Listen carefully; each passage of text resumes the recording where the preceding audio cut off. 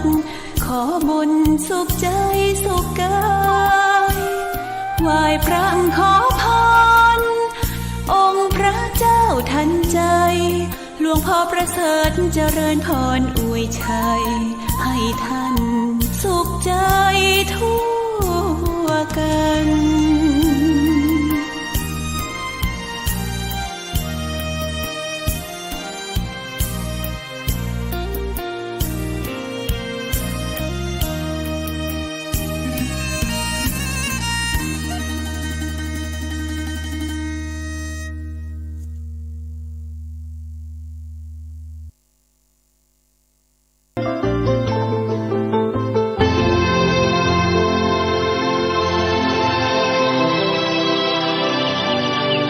วันนี้เป็นวันพระขอเรียนเชิญพุทธศาสนิกชนทุกท่านมากลั่นจิตให้ใส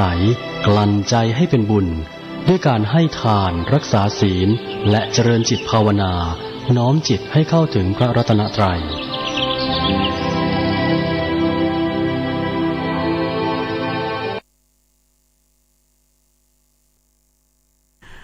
กระทรวงแรงงานเตรียมประชุมคณะกรรมการค่าจ้าง3ฝ่ายเพื่อหาข้อสรุปอัตราค่าจ้างขั้นต่ำที่เหมาะสมในวันนี้องค์การอนามัยโลกระบุว่าจำนวนผู้ป่วยโรคฝีดาษวานอนทั่วโลกลดลงเมื่อสัปดาห์ที่แล้วการแข่งขันแบดมินตันชิงแชมป์โลกที่ประเทศญี่ปุ่นบุษนันท์ อึ้งบำรุงพันธ์ผ่านเข้ารอบ8คนต่อไปเป็นรายละเอียดของข่าววันนี้จะมีการประชุมอย่างเป็นทางการระดับรัฐมนตรีสาธารณสุขของเขตเศรษฐกิจเอเปกและกล่าวถ้อยแถลงร่วมกันเพื่อให้ความช่วยเหลือกันในทุกมิติโดยเฉพาะการดูแลสุขภาพในภาวะฉุกเฉินนายอนุทินชาญวีรกูลรองนายกรัฐมนตรีและรัฐมนตรีว่าการกระทรวงสาธารณสุขเปิดเผยว่าการประชุมระดับสูงเอเปกว่าด้วยสาธารณสุขและเศรษฐกิจครั้งที่12ด้านสาธารณสุขเอเปกเฮลท์วีคครั้งแรกของประเทศไทยวานนี้ภายใต้หัวข้อเปิดกว้างสร้างสัมพันธ์กับภาคีเชื่อมโยงกันกับโลกสู่สมดุลระหว่างสาธารณสุขและเศรษฐกิจได้เสวนาแลกเปลี่ยนประสบการณ์ในการแก้ปัญหาการแพร่ระบาดโรคโควิด -19 พร้อมหารือการส่งเสริมความร่วมมือระหว่างเศรษฐกิจกับการพัฒนาคุณภาพชีวิตที่ดีขึ้นสู่เป้าหมายการส่งเสริมการค้าความมั่นคงและการพัฒนาที่ครอบคลุมในภูมิภาคเอเชียแปซิฟิกก่อนที่วันนี้จะมีการประชุมอย่างเป็นทางการระดับรัฐมนตรีสาธารณสุขของเขตเศรษฐกิจเอเปกทั้งแบบออนไซต์และออนไลน์ที่แต่ละประเทศจะมาให้ถ้อยแถลงบนเวทีการประชุมครั้งนี้ร่วมกันเพื่อให้ความช่วยเหลือซึ่งกันและกันในทุกมิติโดยเฉพาะการดูแลสุขภาพในภาวะฉุกเฉินเมื่อต้องเผชิญกับโรคระบาดใหญ่ในอนาคตซึ่งการประชุมครั้งนี้เป็นจุดเริ่มต้นการแสดงศักยภาพความพร้อมของไทยหลังวิกฤตโควิดสู่การเดินหน้าเศรษฐกิจแบบวิถีใหม่ปูทางสู่การประชุมสุดยอดผู้นำเอเปกช่วงเดือนพฤศจิกายนนี้งานแบบนี้นี่20 ปีถึงมีครั้งหนึ่งนะครับเพราะว่าสมาชิกเอเปกก็มีอยู่ประมาณ19หรือ20ประเทศเพราะฉะนั้นถ้าเราเตรียมตัวได้เป็นอย่างดีเราสามารถเซลล์ความพร้อมของประเทศไทยด้วยสร้างความมั่นใจของประเทศไทยให้กับนานาชาติก็จะทำให้เกิดประโยชน์มหาศาลกับประเทศของเรากับประชาชนของเรากระทรวงแรงงานเตรียมประชุมคณะกรรมการค่าจ้าง3ฝ่ายเพื่อหาข้อสรุปอัตราค่าจ้างขั้นต่ำที่เหมาะสมวันนี้นายบุญชอบสุทธมนัสวงศ์ปลัดกระทรวงแรงงานกล่าวว่าวันนี้จะเป็นประธานการประชุมคณะกรรมการค่าจ้างเพื่อพิจารณากลั่นกรองข้อเสนออัตราค่าจ้างขั้นต่ำของจังหวัดและกรุงเทพมหานครปี 2565 โดยร่วมกับคณะกรรมการค่าจ้าง3ฝ่ายหรือไตรภาคีประกอบด้วยตัวแทนฝ่ายนายจ้างฝ่ายลูกจ้างและหน่วยงานภาครัฐซึ่งในการประชุมครั้งนี้จะได้ข้อสรุปอัตราค่าจ้างขั้นต่ำใหม่โดยปรับขึ้นเป็นรายจังหวัดในอัตราไม่เท่ากันเบื้องต้นจากตัวเลขที่แต่ละจังหวัดเสนอมาเพื่อให้คณะทำงานฝ่ายวิชาการส่วนกลางนำข้อมูลมาสรุปเพื่อจัดทำรายละเอียดในภาพรวมทั้งประเทศค่าเฉลี่ยที่จะปรับขึ้นอยู่ที่ร้อยละ 5-7 ของฐานค่าจ้างเดิมแต่จะปรับขึ้นเท่าไหร่ขึ้นอยู่กับดุลยพินิจของบอร์ดค่าจ้างไตรภาคีที่จะต้องหารือเพื่อให้ได้ข้อยุติเป็นที่พึงพอใจของทุกฝ่ายและเหมาะสมที่สุดก็ต้องคำนึงถึงประโยชน์ของทั้งสองฝ่ายแน่นอนถ้าไปยืนอยู่ข้างลูกจ้างก็อยากได้เยอะฝ่ายนายจ้างเนี่ยสภาอุตสาหกรรมเนี่ยบอกเองบอกว่ายอมรับได้ 5% 10% ยอมรับได้แต่พอไปถาม SME รายย่อยเนี่ยหนักนะแล้วเราต้องบาลานซ์ให้ข้างบนก็รับได้ข้างล่างก็ไม่เจ็บคอมากไปเนี่ยตรงนี้คือสิ่งที่กรรมการต้องคิดตรงนี้ไตรภาคีเนี่ยไม่ได้มองฝ่ายใดฝ่ายหนึ่งแต่เราต้องเข้าใจว่าถ้าคุณเป็นลูกจ้างคิดยังไงคุณเป็นเจ้าของคิดยังไง กองทุนเงินกู้ยืมเพื่อการศึกษาเปิดเผยผลการให้กู้ยืมปีการศึกษา 2565 มีผู้ยื่นกู้แล้วเกือบ 600,000 คนรวมวงเงินกว่า 27,800 ล้านบาทโดยใช้เงินที่รุ่นพี่ส่งต่อให้รุ่นน้องไม่ใช้เงินงบประมาณแผ่นดินนายชัยนรงค์ กัชปานันท์ผู้จัดการกองทุนเงินให้กู้ยืมเพื่อการศึกษาหรือกยศ.เปิดเผยว่าจากการที่กองทุนได้เปิดระบบการกู้ยืมในปีการศึกษา 2565 กองทุนได้เตรียมเงินงบประมาณให้กู้ยืมจำนวน 38,000 ล้านบาทเพื่อรองรับนักเรียนนักศึกษาจำนวนกว่า 600,000 คนปรากฏว่าข้อมูลถึงสิ้นเดือนกรกฎาคมที่ผ่านมามีนักเรียนนักศึกษายื่นความประสงค์ขอกู้ยืมเงิน 597,996 คนเป็นเงินที่ขอกู้ยืมแล้ว 27,881 ล้านบาทโดยนักเรียนนักศึกษาสามารถยื่นกู้ยืมและทำธุรกรรมผ่านโทรศัพท์มือถือโดยแอปพลิเคชันกยศ. Connect และทำสัญญาเงินกู้ยืมได้โดยไม่ต้องมีผู้ค้ำประกันด้วยผู้จัดการกองทุนเงินให้กู้ยืมเพื่อการศึกษายังชี้แจงกรณีนักเศรษฐศาสตร์การศึกษาได้เปรียบเทียบสัดส่วนการให้เงินอุดหนุนด้านการศึกษาผ่านโครงการเงินกู้ในเอเชียโดยพบว่ากยศ.ของไทยให้เงินอุดหนุนด้านการศึกษาแฝงหรือเงินอุดหนุนทางอ้อมมากกว่าหลายประเทศในเอเชียว่าข้อมูลดังกล่าวเป็นการวิเคราะห์เมื่อหลายปีก่อนทั้งนี้การอุดหนุนงบประมาณเป็นไปตามความต้องการและความจำเป็นของผู้ที่ขาดแคลนทุนทรัพย์ในแต่ละปีซึ่งรัฐบาลได้จัดสรรเงินแก่กองทุนตั้งแต่ปี 2539 ถึง 2560 จนปี 2560 เป็นปีสุดท้ายที่กองทุนใช้เงินงบประมาณแผ่นดินเพราะมีเงินทุนหมุนเวียนเพียงพอในการให้กู้ยืมจากรุ่นพี่ส่งต่อให้รุ่นน้องยืนยันว่ากองทุนจะเป็นหลักประกันให้ทุกครอบครัวคนที่ขาดแคลนสามารถกู้เงินได้ทุกคนโดยไม่มีข้อจำกัดเพื่อให้โอกาสทุกคนอย่างเท่าเทียมในการเข้าถึงการศึกษาเอกวิน กาเกะนิกรายงานการจำหน่ายสลากดิจิทัลผ่านแอปพลิเคชันเป๋าตัง6 งวดที่ผ่านมามีประชาชนซื้อสลากกว่า 2,800,000 คนโดยมี 500,000 คนเป็นลูกค้าประจำงวดต่อไปเพิ่มสลากในระบบอีก 1,200,000 ใบนายลวรณ แสงสนิทอธิบดีกรมสรรพากรในฐานะประธานคณะกรรมการสลากกินแบ่งรัฐบาลเปิดเผยภายหลังการประชุมคณะกรรมการสลากกินแบ่งรัฐบาลว่าที่ประชุมสรุปภาพรวมการจำหน่ายสลากดิจิทัลผ่านแอปพลิเคชันเป๋าตังทั้ง6 งวดที่ผ่านมาว่ามีประชาชนกว่า 2,800,000 คนที่เข้ามาซื้อสลากโดยงวดการออกรางวัลในวันที่ 16 กันยายนนี้จะเพิ่มสลากดิจิทัลเข้าไปในระบบอีก 1,200,000 ใบรวมเป็น 11,400,000 ใบทั้งนี้ตลอดการจำหน่ายสลากดิจิทัล6 งวดที่ผ่านมามีประชาชนที่ซื้อประจำประมาณ 500,000 รายเฉลี่ยซื้อคนละ 2-5 ใบยืนยันว่าการจำหน่ายสลากดิจิทัลเป็นไปในรูปแบบการกระจายตัวงวดล่าสุดเราใช้เวลา5 วันในการขายนะครับยังถือว่าเร็วไปนิดนึงเราอยากเห็นสลากดิจิทัลเนี่ยขายยืนระยะให้ได้สัก 7-10 วันเราก็จะเพิ่มจำนวนสลากเข้าไปอีกนะครับในงวดหน้าก็อีกประมาณ 1,200,000 ใบก็เป็น 11,400,000 เศษนะครับในงวด 16 กันยาเราจะค่อยๆเพิ่มอย่างเงี้ยครับเข้าไปเรื่อยๆอยากเห็นการปรับตัวของฝั่งคนซื้อแล้วก็ฝั่งคนขายสลาก80 บาทยังยืนยันว่ามีอยู่จริงด้านพันโทหนุนสันสนาคมผู้อำนวยการสำนักงานสลากกินแบ่งรัฐบาลกล่าวว่าคณะกรรมการสลากกินแบ่งรัฐบาลได้มอบหมายให้สำนักงานสลากกินแบ่งรัฐบาลเตรียมช่องทางสำหรับการช่วยเหลือผู้ค้าสลากที่เป็นผู้พิการให้สามารถนำสลากโควต้าของตนเองเข้ามาจำหน่ายในระบบแอปพลิเคชันเป๋าตัง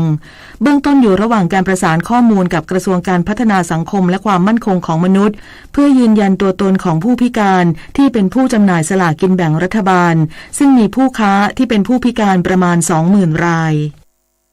ส่วนความคืบหน้าการลงทะเบียนโครงการคนละครึ่งระยะที่ 5ประชาชนรายเดิมกดยืนยันสิทธิ์เข้าร่วมแล้วกว่า 17 ล้านรายเริ่มใช้จ่ายได้ตั้งแต่วันที่ 1 กันยายนนี้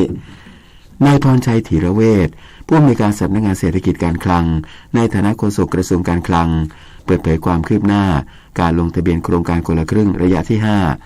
ล่าสุดบ่ายวานนี้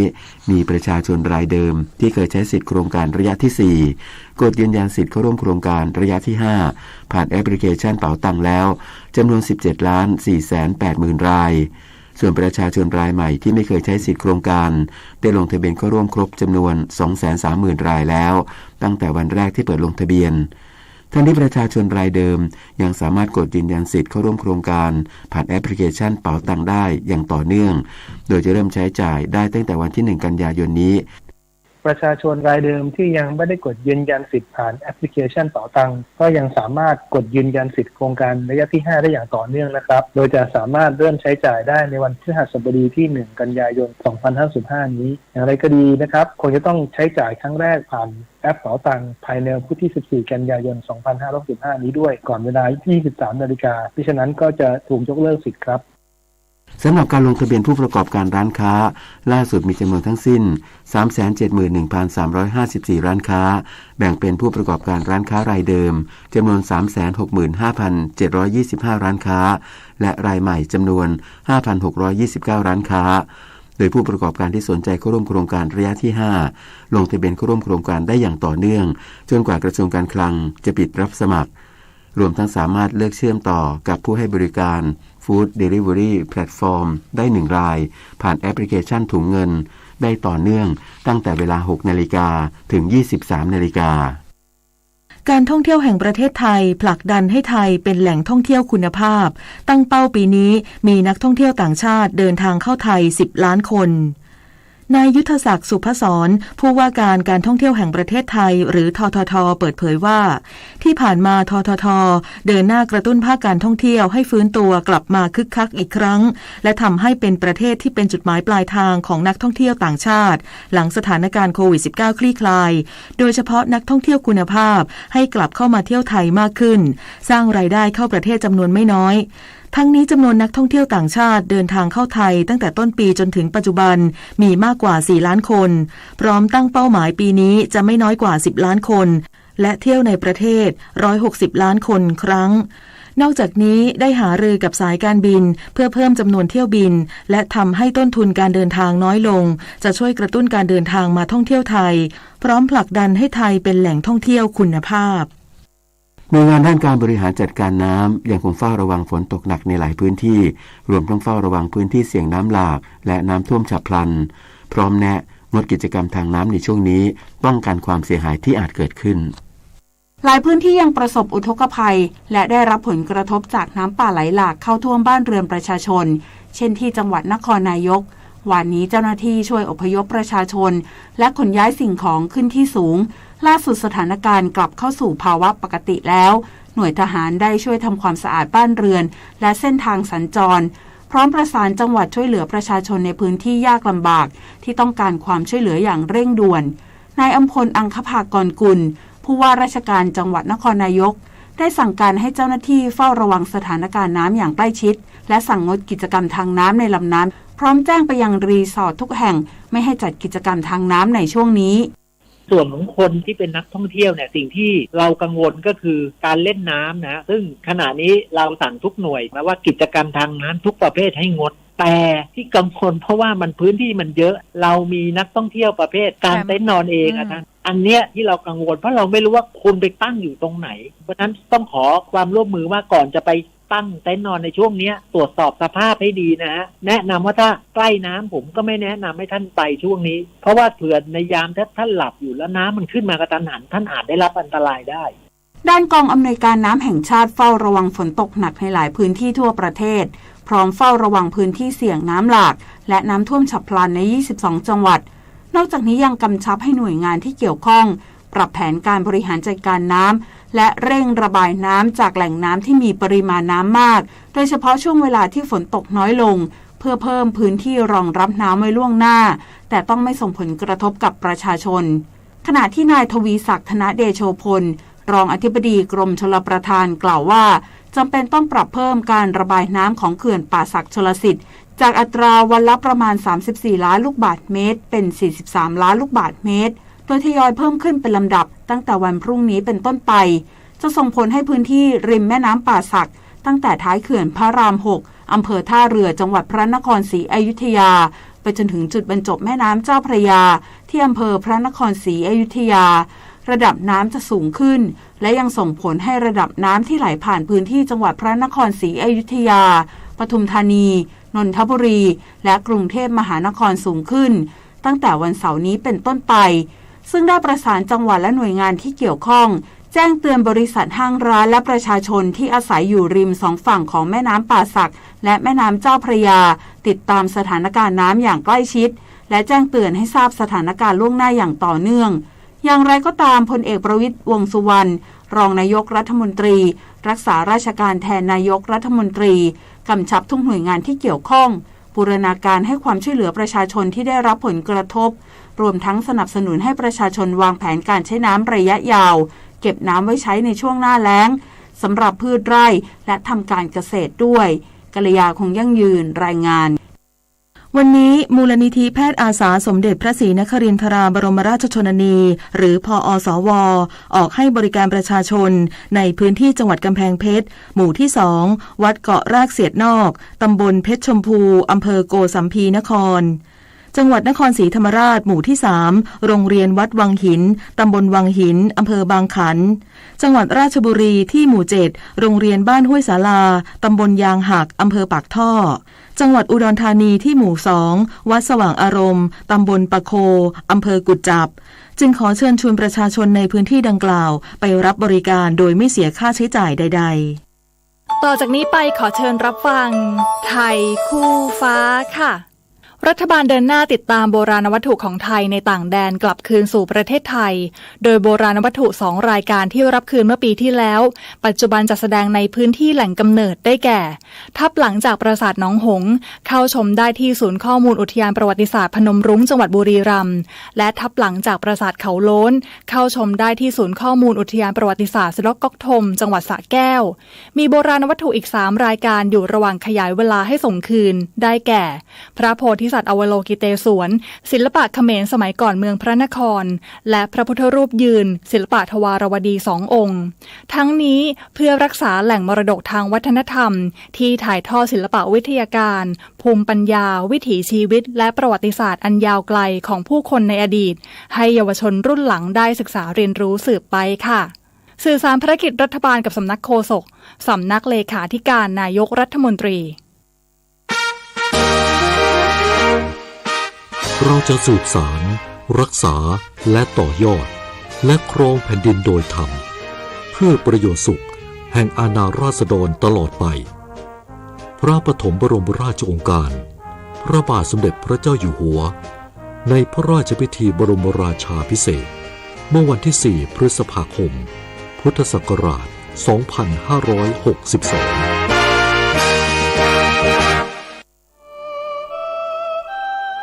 ชีวิตมนุษย์มีสุขมีทุกข์ดีใจเสียใจผ่านอุปสรรคและปัญหามากมายในแต่ละวันสงบนิ่งแล้วย้อนมองตัวเองวันนี้วันพระน้อมนำธรรมะสู่ชีวิตเตือนสติคนไทยทั้งชาติสถานีวิทยุกระจายเสียงแห่งประเทศไทย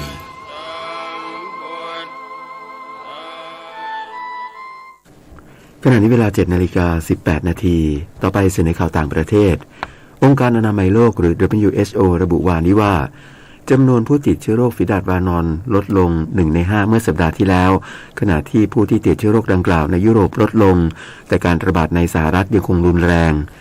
WHO ได้เตือนภัยโรคดังกล่าวโดยเฉพาะในลาตินอเมริกาโดยระบุว่าประชาชนขาดความรู้และไม่มีมาตรการสาธารณสุขเพื่อควบคุมการระบาดของโรคขณะที่ WHO ได้เตือนภัยโรคฝีดาษวานอนระดับสูงสุดเมื่อวันที่ 24 กรกฎาคมและจัดให้เป็นสถานการณ์ฉุกเฉินระหว่างประเทศที่น่ากังวลควบคู่ไปกับโรคโควิด -19 ทั้งนี้มีผู้ติดเชื้อโรคฝีดาษวานอนแล้ว 45,355 คนและเสียชีวิต 15 คนในอย่างน้อย 96 ประเทศทั่วโลกในปีนี้บริษัทไฟเซอร์ประกาศวันนี้ว่าการทดลองวัคซีนต้านโรคระบบทางเดินหายใจ RSV เป็นไปในทางบวกซึ่งปัจจุบันยังไม่ได้รับอนุญาตให้ฉีดวัคซีนดังกล่าวให้ประชาชนการวิเคราะห์เบื้องต้นชี้ว่าวัคซีนนี้ซึ่งได้รับการทดลองทางคลินิกในประชาชนอายุ60 ปีขึ้นไปมีประสิทธิภาพราว85%ในการป้องกันการติดเชื้อรุนแรงขณะที่เจ้าหน้าที่ของไฟเซอร์ระบุว่าบริษัทมีแผนจะยื่นเรื่องขออนุญาตใช้วัคซีนดังกล่าวต่อคณะกรรมการอาหารและยาสหรัฐและหน่วยงานกำกับดูแลยาอื่นๆในอีกไม่กี่เดือนข้างหน้า ทั้งนี้ไวรัส RSV ซึ่งเป็นสาเหตุให้เกิดโรคหลอดลมอักเสบที่ส่วนมากเกิดในเด็กทารกแต่สามารถทำให้เกิดอันตรายในผู้ใหญ่ได้ทำให้ประชาชนสูงวัยกว่า 177,000 คนต้องเข้ารับการรักษาในโรงพยาบาลในสหรัฐในแต่ละปีและราว 14,000 คนเสียชีวิตสำนักข่าวกลางของทางการไต้หวันรายงานว่าคณะสมาชิกสภาผู้แทนราษฎรสหรัฐอีกกลุ่มหนึ่งเดินทางถึงไต้หวันช่วงเย็นวานนี้นับเป็นการเยือนครั้งที่3ในช่วงเดือนนี้และเป็นการท้าทายแรงกดดันจากจีนที่ไม่ต้องการให้การเดินทางเยือนไต้หวันครั้งนี้เกิดขึ้นสำนักข่าวกลางไม่ระบุชื่อสมาชิกสภาผู้แทนราษฎรที่เยือนไต้หวันเมื่อวานนี้แต่ระบุแค่เพียงว่าพวกเขาจะเดินทางถึงสนามบินซงซานในไต้หวันด้วยเครื่องบินทหารสหรัฐและจะเข้าพบประธานาธิบดีไช่อิงเหวินของไต้หวันวันนี้ต่อไปรับฟังข่าวกีฬาค่ะการแข่งขันแบดมินตันชิงแชมป์โลกที่กรุงโตเกียวประเทศญี่ปุ่นหญิงเดี่ยวรอบ3บุษนันท์ อึ้งบำรุงพันธ์ตบพิชิตไซน่าเนวานจากอินเดีย 2-1 เกมผ่านเข้ารอบ8คนไปพบกับด่านแกร่งไทซื่อยิงมือ2ของโลกจากจีนส่วนเมรัชนกอินทนนท์มือ8ของโลกแพ้มิเชลรีมือ13จากแคนาดา 1-2 เกมพรปวีช่อชูวงศ์แพ้เฉินยู่เฟยมือ4ของโลกจากจีน 1-2 เกมและชายเดียวสิทธิคมธรรมสินแพ้วิกเตอร์อาเซลเซนมือ1ของโลกจากเดนมาร์ก 0-2 เกมตกรอบเช่นเดียวกับคู่ผสมเดชาพลผัวปรานุเคราะห์กับทรัพย์สิริแต้รัตนชัยคู่มือ1ของโลกแชมป์เก่าพ่ายมาร์คแลมฟุสกับอิซาเบลโลฮาวมือ12ของโลกจากเยอรมนี 0-2 เกมขณะที่หญิงคู่จงกลพันธ์กิติธารากุลกับรวินดาประจงใจคู่มือ8ชนะรินอิวานากะกับไคอินากานิชิจากญี่ปุ่น 2-1 เกมเข้าไปเจอกับคู่มือ1ของโลกจากจีนเฉินชิงเฉินกับเจี๋ยยี่ฟานและทรัพย์สิริแต้รัตนชัยกับพุทธิตาสุภจิรกุลชนะกาเบรียล่ากับสเตฟานีสโตเอวาจากบัลแกเรีย 2-0 เกมด่านต่อไปพบมือ11จากจีนมาต่อกันที่กอล์ฟสิงห์ไทยแลนด์แชมเปี้ยนทัวร์สนามที่5ที่รอยัลหัวหินกอล์ฟคลับประเภทซีเนียร์อายุ50ปีขึ้นไปโปรดอนอุดรดวงเดชาจากเชียงใหม่นำแบบม้วนโดยจบ3วัน14อันดับพา202ได้เงินรางวัล 120,000 บาททิ้งอันดับ2ธรรมนูญศรีโรจน์ขาดลอย10สโตรกครองแชมป์ได้ 80,000 บาทและอันดับ3รังสรรค์ลักษณ์สมจิต1โอเวอร์พาได้ 60,000 บาทส่วนกอล์ฟอาชีพสิงห์ SAT เชียงใหม่แชมเปี้ยนชิพ 2022 ชิงเงินรางวัลรวม2ล้านบาทที่อันพายกอล์ฟบริษัทเชียงใหม่รอบ2ผลเขมรัตน์ทำเพิ่ม3เบอร์ดี้ขึ้นนำเดี่ยวด้วยสกอร์รวม10อันดับพาตามด้วยจาตุรนต์ดวงไพชุมกับธัญพัฒน์สุขเกิดสกอร์7อันดับพา137เท่ากันยังต้องลุ้นกันอีก2วันสหพันธ์ฟุตบอลยุโรปหรือว่ายูฟ่าประกาศรางวัลยอดเยี่ยมประจำฤดูกาล 2021-2022 ปรากฏว่าคาริมเบนเซม่าดาวยิงทีมชาติฝรั่งเศสของเรอัลมาดริดทีมแชมป์สโมสรยุโรปยูฟ่าแชมเปี้ยนลีกและแชมป์ลาลิก้าสเปนคว้ารางวัลนักเตะยอดเยี่ยมแห่งปีเช่นเดียวกับคาร์โลอันเชโลติผู้จัดการทีมเรอัลมาดริดได้รางวัลโค้ชยอดเยี่ยมแห่งปีการแข่งขันจักรยานรุ่นนานาชาติแทร็กเอเชียคัพ 2022 ที่เวโรโดมสนามกีฬาแห่งที่2โรงเรียนกีฬาจังหวัดสุพรรณบุรีจะมีพิธีเปิดในวันนี้เวลา 14 นาฬิกาได้รับเกียรติจากนายณัฐพัฒน์สุวรรณประทีปผู้ว่าราชการจังหวัดสุพรรณบุรีมาเป็นประธานซึ่งรายการนี้จ่ายอังสุธาสาวิทเหรียญทองเอเชียนเกมล่าสุดและร้อยเอกหญิงจุฑาทิพย์มณีพันธ์นำทัพไทยลงชิงชัยกับนักปั่นระดับโลกทั้งหมด16ทีมจาก11ชาติถ่ายทอดสดทาง Facebook ไทยไซคลิงแอสโซซิเอชั่นพงษ์เกษมสมศุขรายงานต่อไปรับฟังพยากรณ์อากาศค่ะประกาศกรมอุตุนิยมวิทยาเรื่องพายุหมาอ้อนฉบับที่10เมื่อเวลา 4 นาฬิกาของวันนี้พายุโซนร้อนหมาอ้อนมีศูนย์กลางอยู่บริเวณเมืองฮานอยประเทศเวียดนามหรือที่ลัติจูด 21.1 องศาเหนือลองจิจูด 105.5 องศาตะวันออกมีความเร็วลมสูงสุดใกล้ศูนย์กลางประมาณ65กิโลเมตรต่อชั่วโมงพายุนี้กำลังเคลื่อนตัวทางทิศตะวันตกด้วยความเร็วประมาณ30กิโลเมตรต่อชั่วโมงคาดว่าพายุนี้จะอ่อนกำลังลงเป็นพายุ Depression และหย่อมความกดอากาศต่ำกำลังแรงตามลำดับและจะเคลื่อนเข้าปกคลุมบริเวณประเทศเวียดนามตอนบนและประเทศจีนตอนใต้ในระยะต่อไปโดยพายุนี้ไม่ส่งผลกระทบโดยตรงต่อประเทศไทยพยากรณ์อากาศตั้งแต่เช้าวันนี้จนถึงเช้าวันพรุ่งนี้ภาคเหนือมีฝนฟ้าคะนอง80%ของพื้นที่และมีฝนตกหนักถึงหนักมากบางแห่งบริเวณจังหวัดแม่ฮ่องสอนเชียงใหม่เชียงรายพะเยาน่านแพร่ลำพูนลำปางอุตรดิตถ์ตากกำแพงเพชรสุโขทัยพิจิตรพิษณุโลกและเพชรบูรณ์ ภาคตะวันออกเฉียงเหนือมีฝนฟ้าคะนอง80%ของพื้นที่และมีฝนตกหนักถึงหนักมากบางแห่งบริเวณจังหวัดเลยหนองคายหนองบัวลำพูบึงกาฬอุดรธานีสกลนครนครพนมชัยภูมิขอนแก่นกาฬสินธุ์มุกดาหารมหาสารคาม101ยโสธรอำนาจเจริญนครราชสีมาบุรีรัมย์สุรินทร์ศรีสะเกษและอุบลราชธานีภาคกลางมีฝนฟ้าคะนอง70%ของพื้นที่และมีฝนตกหนักถึงหนักมากบางแห่งบริเวณจังหวัดนครสวรรค์อุทัยธานีชัยนาทสิงห์บุรีอ่างทองลพบุรีสระบุรีราชบุรีนครปฐมพระนครศรีอยุธยาสมุทรสงครามและสมุทรสาครภาคตะวันออกมีฝนฟ้าคะนอง80%ของพื้นที่และมีฝนตกหนักถึงหนักมากบางแห่งบริเวณจังหวัดนครนายกปราจีนบุรีสระแก้วฉะเชิงเทราชลบุรีระยองจันทบุรีและตราดลมตะวันตกเฉียงใต้ความเร็ว 15-35 กิโลเมตรต่อชั่วโมงทะเลมีคลื่นสูง 1-2 เมตรบริเวณที่มีฝนฟ้าคะนองคลื่นสูงประมาณ2 เมตรภาคใต้ฝั่งตะวันออกมีฝนฟ้าคะนอง60%ของพื้นที่และมีฝนตกหนักบางแห่งบริเวณจังหวัดสงขลาปัตตานียะลาและนราธิวาสลมตะวันตกเฉียงใต้ความเร็ว 15-30 กิโลเมตรต่อชั่วโมงทะเลมีคลื่นสูงประมาณ1 เมตรบริเวณที่มีฝนฟ้าคะนองคลื่นสูง 1-2 เมตรภาคใต้ฝั่งตะวันตกมีฝนฟ้าคะนอง70%ของพื้นที่และมีฝนตกหนักบางแห่งบริเวณจังหวัดพังงาภูเก็ตกระบี่ตรังและสตูลตั้งแต่จังหวัดภูเก็ตขึ้นมาลมตะวันตกเฉียงใต้ความเร็ว 15-35 กิโลเมตรต่อชั่วโมงทะเลมีคลื่นสูง 1-2 เมตรบริเวณที่มีฝนฟ้าคะนองคลื่นสูงประมาณ2 เมตรตั้งแต่จังหวัดกระบี่ลงไปลมตะวันตกเฉียงใต้ความเร็ว 15-30 กิโลเมตรต่อชั่วโมงทะเลมีคลื่นสูงประมาณ1 เมตรบริเวณที่มีฝนฟ้าคะนองคลื่นสูง 1-2 เมตรกรุงเทพมหานครและปริมณฑลมีฝนฟ้าคะนอง70%ของพื้นที่และมีฝนตกหนักบางแห่งอุณหภูมิสูงสุด 32-34 องศาเซลเซียสสภาวะระดับน้ำในแม่น้ำเจ้าพระยาที่หน้ากองบัญชาการกองทัพเรือคำนวณโดยกรมอุทกศาสตร์กองทัพเรือวันนี้น้ำขึ้นเต็มที่เวลา 5:06 น.สูงกว่าระดับทะเลปานกลาง1 เมตร 8 เซนติเมตรและเวลา 20:41 น.สูงกว่าระดับทะเลปานกลาง1 เมตร 65 เซนติเมตรน้ำลงเต็มที่เวลา 2:25 น.สูงกว่าระดับทะเลปานกลาง86 เซนติเมตรและเวลา 13:23 น.ต่ำกว่าระดับทะเลปานกลาง28 เซนติเมตรวันนี้ที่ประภาคารกาญจนาภิเษกแหลมพรหมเทพจังหวัดภูเก็ตดวงอาทิตย์ตกเวลา 18:38 น.กรุงเทพมหานครดวงอาทิตย์ตกเวลา 18:33 น.1 นาทีกับกปท.ความบกพร่องของอุปกรณ์รถยนต์ถือเป็นสาเหตุหนึ่งของการเกิดอุบัติเหตุทางถนนผู้ขับขี่ควรเรียนรู้วิธีตรวจสอบและดูแลรถให้อยู่ในสภาพพร้อมใช้งานเพื่อลดความเสี่ยงต่อการเกิดอุบัติเหตุโดยให้สังเกตสัญญาณความผิดปกติของอุปกรณ์ในรถเช่นสตาร์ทเครื่องนานกว่า30 วินาทีแสดงว่าแบตเตอรี่เริ่มเสื่อมสภาพหรือระบบไดชาร์จมีปัญหา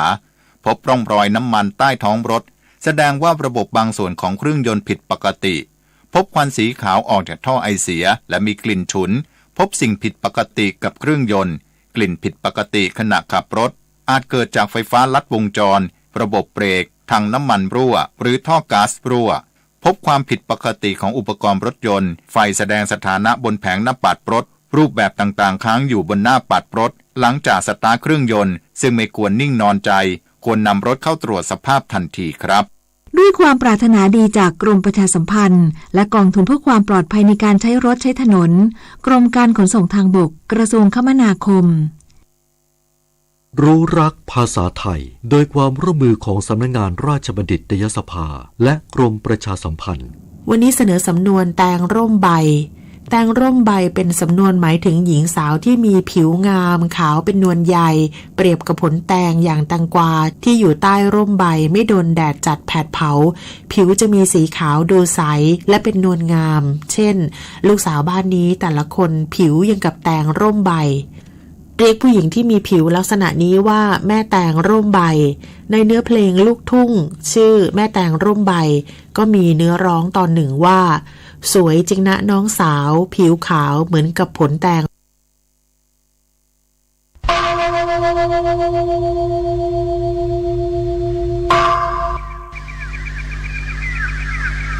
พรุ่งนี้เป็นวันพระ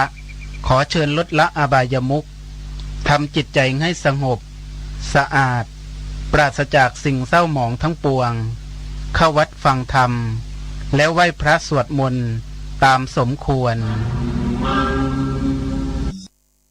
ข่าวสารเพื่อการประชาสัมพันธ์งานบุญงานกุศลของวัดพระธาตุดอยสุเทพราชวรวิหารตำบลสุเทพอำเภอเมืองเชียงใหม่จังหวัดเชียงใหม่ได้จัดพิธีเจริญพระพุทธมนต์สวดสะเดาะนพเคราะห์พิธีสมโภชพระบรมธาตุดอยสุเทพและพุทธาภิเษกพระประจำวันนพเคราะห์จัดงานวันศุกร์ที่2 กันยายนพุทธศักราช 2565 โดยกราบรัตนาพระสงฆ์เถรานุเถระช่วงเช้า 9:30 น.เป็นรอบแรกรอบที่2 14 นาฬิกาเป็นต้นไปก็เชิญชวนคณะสงฆ์คณะศรัทธาณวัดพระธาตุดอยสุเทพราชวรวิหารตำบลสุเทพอำเภอเมืองเชียงใหม่จังหวัดเชียงใหม่เริ่มในพิธี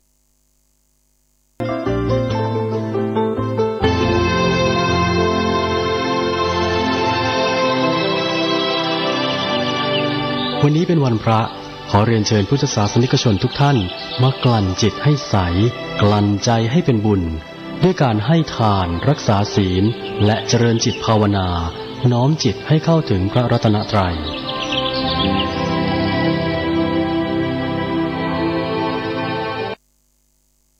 ข่าวสารเพื่อการประชาสัมพันธ์งานบุญงานกุศลของวัดพระธาตุดอยสุเทพราชวรวิหารตำบลสุเทพอำเภอเมืองเชียงใหม่จังหวัดเชียงใหม่ได้จัดพิธีเจริญพระพุทธมนต์สวดสะเดาะนพเคราะห์พิธีสมโภชพระบรมธาตุดอยสุเทพและพุทธาภิเษกพระประจำวันนพเคราะห์จัดงานวันศุกร์ที่2 กันยายนพุทธศักราช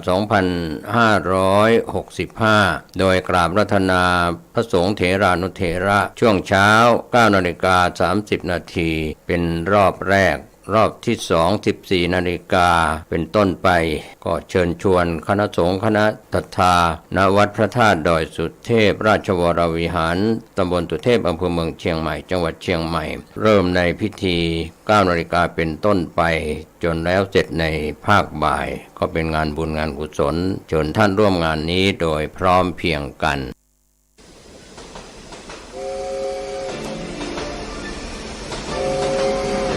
ข่าวสารเพื่อการประชาสัมพันธ์กำหนดการฟังเทศรายการรถด่วนขบวนพิเศษฤดูกาลเข้าพรรษาปี 2565 จัดโดยคณะสงฆ์จังหวัดเชียงใหม่องค์กรเครือข่ายชาวพุทธจังหวัดเชียงใหม่ดำเนินงานโดยกลุ่มหนุ่มสาวจังหวัดเชียงใหม่12 ขบวนที่ 26 สิงหาคม 2565 แรม 14 ค่ำเดือน 11 เหนือไปยังวัดโชติกุลสวรรณารามวัดหมูบุญตำบลสุเทพอำเภอเมืองเชียงใหม่จังหวัดเชียงใหม่ 20 นาฬิกาฟังพระธรรมเทศนา1 กันขบวนที่ 3 กันยายน 2565 ขึ้น 8 ค่ำเดือน 12 เหนือเดินทางไปยังวัดหนองเต่าคำตำบลป่าไผ่อำเภอสันทรายจังหวัดเชียงใหม่ 20 นาฬิกาฟังพระธรรมเทศนา1 กันขบวนที่ 8 10 กันยายน 2565 ขึ้น 15 ค่ำเดือน 12 เหนือกลับมายังพุทธสถานเชียงใหม่ 20 นาฬิกาเป็นการจัดงานวันกตัญญูพุทธสมาคมและมูลนิธิพุทธสมาคมเป็นเจ้าภาพขบวนที่ 9 18 กันยายน 2565 แรม 8 ค่ำเดือน 12 เหนือรถด่วนไปยังวัดรังกา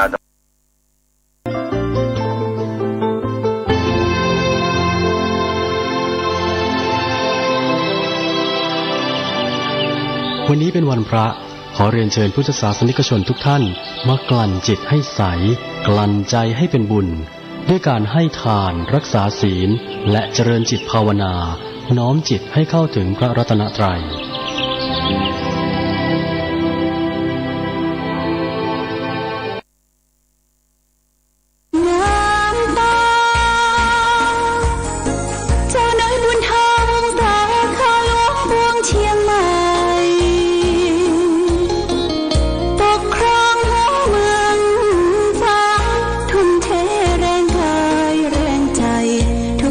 ติพันธ์รวมใจรักษามัคคี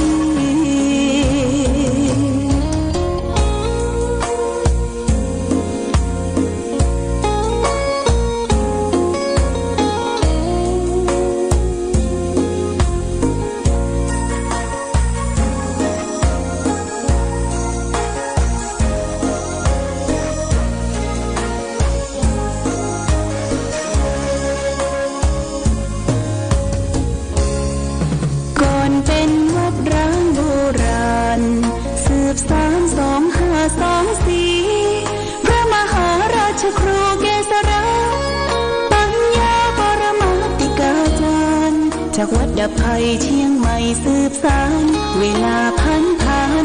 131 ปีนานไกลวัดพระบาทอุดมรุ่งเรืองงามตาเจ้านายบุญธรรมสาขาหลวงบวงเชียงใหม่ปกครองหัวเมืองฟ้าทุ่มเทแรงกายแรงใจทุกชาติพันธุ์รวมใจรักษา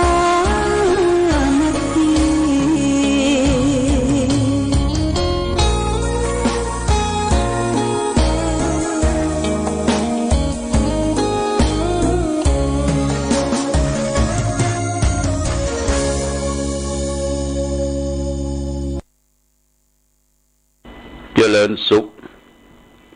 ศรัทธาสาธุชนญาติโยมท่านพุทธบริษัททั้งหลายวันนี้รายการธรรมประทีปส่องต่างก็ได้มาพบปะกับศรัทธาสาธุชนญาติโยมแห่งครั้งหนึ่งในช่วงของการเข้าพรรษาได้มีโอกาสได้มามาจาทักทาประสัยกับท่านพุทธบริษัททั้งหลายทั่วไปเพื่อจะได้ย้ำเตือนว่าในช่วงเข้าพรรษานี้ศรัทธาเราชาวพุทธทั้งหลายก็จะพึงประพฤติปฏิบัติเข้าใกล้พระพุทธประธรรมประสงค์บ่ได้ละเลยเพิกเฉยต่อหน้าที่ในการประพฤติปฏิบัติไปวัดวาอารามที่อยู่ใกล้บ้านหรือที่เคยไปกินไปตามสืบสานมาจากบรรพบุรุษพ่อแม่ญาติพี่น้องวงวานเราและท่านทั้งหลายเป็นการสืบต่ออายุของพระพุทธศาสนากิจกรรมทุกวันพระวันศีลที่เราจะต้องไปหม้อเจ้าก็ไปทำบุญตักบาตรตอนบ่ายมีโอกาสได้ไปฟังเทศน์ฟังธรรม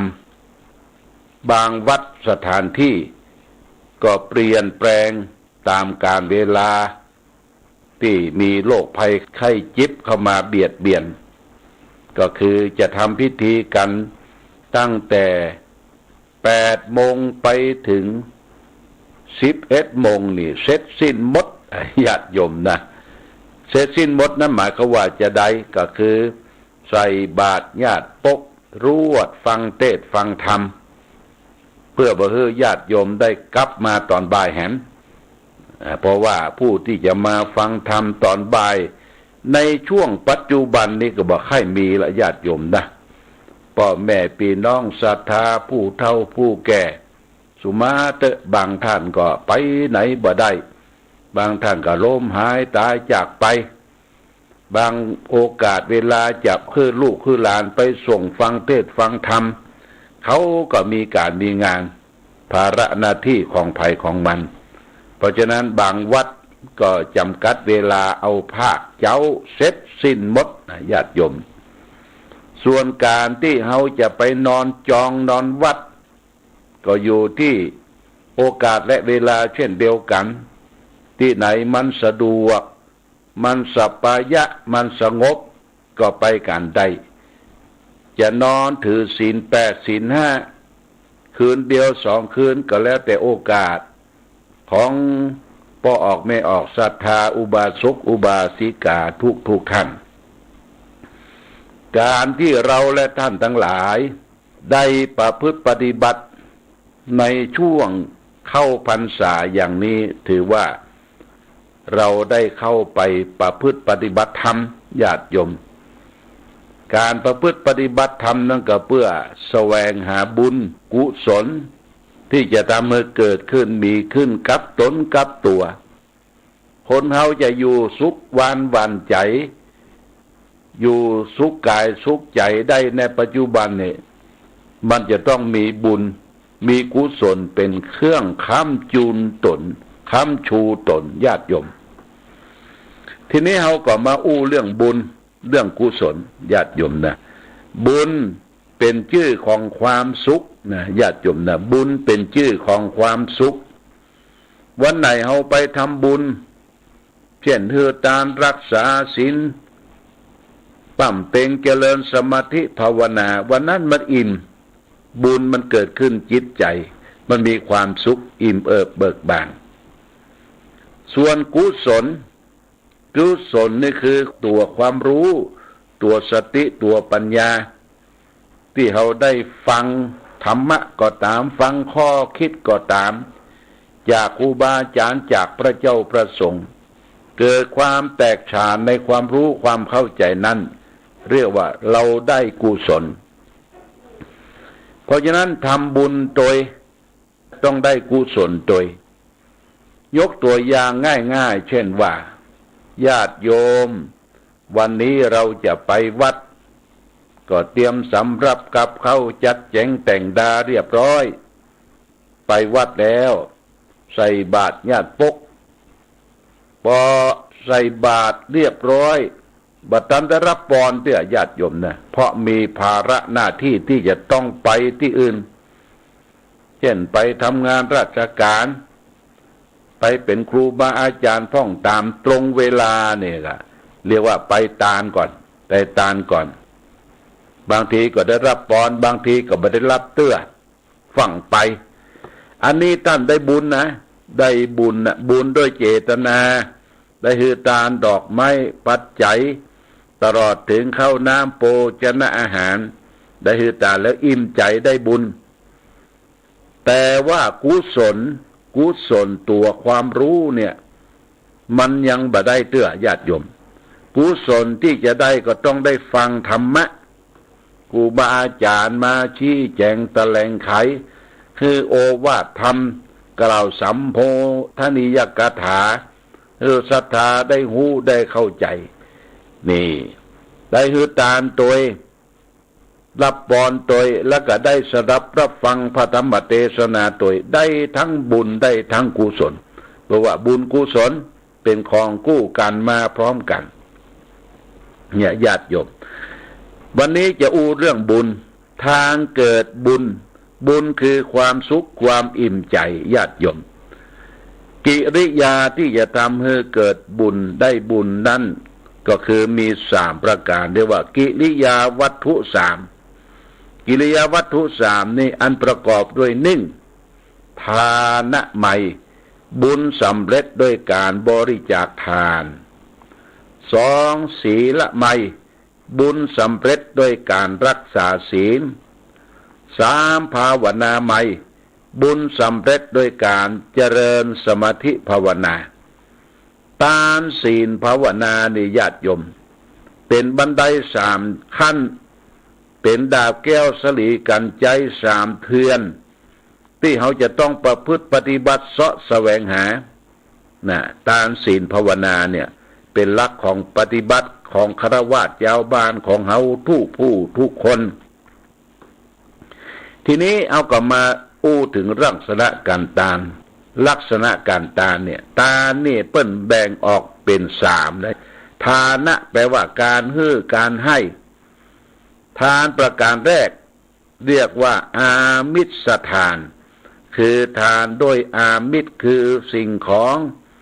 มีดอกไม้ธูปเทียนจตุปัจจัยไทยทานต่างๆของที่หันสัมผัสได้ข้าวน้ำโภชนะอาหารผ้าผ่อนต้นจีวรต่างๆที่เขานำพาอย่างญาติโยมนำพาก่อนเข้าพรรษาเนี่ยได้ทานเพียรพรรษาได้ทานผ้าอาบน้ำฝนได้ทานจตุปัจจัยให้หอมเป็นค่าไฟฟ้าของวัดวาอารามของสถานีเผยแพร่ธรรมเนี่ยสิ่งทั้งหลายทั้งปวงนี่เป็นอามิสทานคือทานโดยอามิสคือสิ่งของทีนี้ทานประการที่2คือขึ้นมาจัน1ญาติโยมคือธรรมทานให้ธรรมะเป็นทานการให้ธรรมะเป็นทานนะก็หมายความว่าเขาได้มีโอกาส ได้ศึกษาได้ล่ำได้เรียนจดจำข้ออัดข้อธรรมนั้นไปไปจาไปสาธยายให้ลูกให้หลานได้ฟังให้คนที่บ่ได้เคยฟังก็ฟังจากเฮาการแนะนำให้คนไปในทางที่ดีไปทางสวรรค์นั่นคือการแนะนำให้ธรรมะเป็นต่างญาติโยมไปเป็นเจ้าภาพกันเทศน์กันธรรมในวันพระวันศีลหรือทำบุญสุนทานอุทิศส่วนกุศลแก่วงวานญาติพี่น้องได้ปูจาธรรมธรรมะต่างภาคเหนือนี่มีลักษณะอยู่สองประการญาติโยมธรรมที่เทศน์แบบในคัมภีร์เทศน์ในคัมภีร์อย่างเช่นมาลัยโพธิมหามูลนิปานาสูตรธรรมที่เป็นโอวาทเป็นคำสอนเทศเป็นธรรมนองอันนี้ว่าเทศคัมภีร์เป็นผู้อันนี้ก็นิยมกันเวลามีศพมีซากกินแขกแต่งงานขึ้นบ้านใหม่เพื่ออุทิศส่วนกุศลเพื่อเป็นสิริมงคลแก่ตนตัวครอบครัวนี่เป็นการทำบุญตามเป็นเจ้าภาพมีธรรมเป็นผู้เป็นกันเนี่ยธรรมประเภทที่สองนี่คือธรรมบรรยายญาติโยมนะใครได้เป็นเจ้าภาพธรรมบรรยายอย่างเช่นว่าเขามีงานศพงานสร้างของพ่อของแม่ของญาติพี่น้องย่างนิมนต์ตุเจ้าประสงค์ที่ทรงคุณวุฒิที่มีความรู้ความเข้าใจในอัตถธรรมคำสอนเหล่านั้นมาแสดงธรรมมาเทศธรรมบรรยายธรรมหรือว่าธรรมบรรยายในญาติโยมเนี่ยมีสองประการท่านได้ไปเป็นเจ้าภาพเจ้าศรัทธาปูจาก็ถือว่าเราได้เผยแผ่ธรรมเช่นเดียวกันอย่างมีโยมคนหนึ่งเพิ่นได้ฟังเสียงธรรมะจากหลวงพ่อซึ่งเทศออกอากาศที่เทศออกอากาศที่จริงก็เป็นธรรมะที่อัดไว้เมินแล้วที่ว่าธรรมตัณหาสามเงาเนี่ยญาติโยมทุกวันเสาร์นี่ก็จะเอามาเทศมาเปิดให้ท่านสาธุชนทั้งหลายได้รับทราบรับฟังญาติโยมเพิ่นได้ฟังเข้าอกเข้าใจในหลักธรรมคำสอนนั้นก็เลยโทรศัพท์มาหาหลวงพ่อว่าวันเสาร์นี่ขอเป็นเจ้าภาพทำตัณหาสามเงาเด้อหลวงพ่อที่เทศออกอากาศเนี่ยก็หมายก็ว่า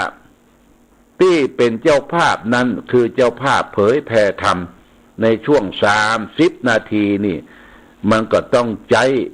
ไฟฟ้าใจกระแสไฟฟ้าออกไปโยมก็คิดตันหันจอบว่าโอ้เขาเป็นเจ้าภาพเบิ่งก็โอนสตางค์บริจาคมาอนุโมทนาสาธุนี่เรียกว่าเฮาเป็นเจ้าภาพพระธรรมเทศนาเป็นการเผยแผ่ธรรมะเช่นเดียวกันญาติโยมท่านสาธุชนทั้งหลายก็เฮาได้ฟังธรรมะจากผู้เจ้าตนนั้นตนนี้องค์นั้นองค์นี้สถานีวิทยุชุมชนคณะสงฆ์อำเภอฝางเฮาเป็นศูนย์กลางของอำเภอฝางอำเภอแม่อายอำเภอชัยประการและป่ายบปอเกาะเครือข่ายไปแห่มหลายอำเภอหลายจังหวัดทีนี้การออกไปนั่นก็เขาก็ได้ฟังสาระธรรมของครูบาอาจารย์ตนนั้นตนนี้ญาติโยมก็โทรศัพท์ไปขอบริจาคค่ากันเทศน์บริจาคค่ากระแสไฟฟ้าค่าไฟฟ้าญาติโยมสิ่งเหล่านี้เป็นการเผยแพร่ธรรมเช่นเดียวกันการให้ธรรมะเป็นตาลอันประเสริฐเนี่ยสูงกว่าอมิสตาลตานด้วยวัตถุสิ่งของนานาต่างๆนี่เป็นการตาลประการที่สองคือธรรมะเป็นตาลประการที่สามญาติโยมก็คืออภัยทานคือการอภัยแก่สรรพสัตว์ทั้งหลายแก่มนุษย์โลกที่อยู่ร่วมกันมีการอภัยเมื่อมีความคิดข้องหมองใจกันเกิดขึ้น มันเรื่องของธรรมดาที่มนุษย์คนเฮาเกิดมามีกิเลสมีตัณหาเข้าข้างตัวเองเข้าข้างพวกพ้องทุกสิ่งทุกอย่างไผมาแตะมาต้องบ่ได้ก็โกรธเกลียดกันโมโหโทโสแล้วก็เก็บงำอาฆาตมาตร้ายไว้องค์สมเด็จพระสัมมาสัมพุทธเจ้าท่านตรัสว่าโลกเฮานี่จะสงบเย็นก็อยู่ที่การอภัยทานซึ่งกันและกันการอภัยทานนั้นเป็นการสร้างความสุขให้เกิดขึ้นตัวเองครอบครัวสังคมให้อยู่ด้วยความร่มเย็นเป็นสุขญาติโยมจะไปเกลียดจะไปกังจะไปถืออาฆาตมาตร้าย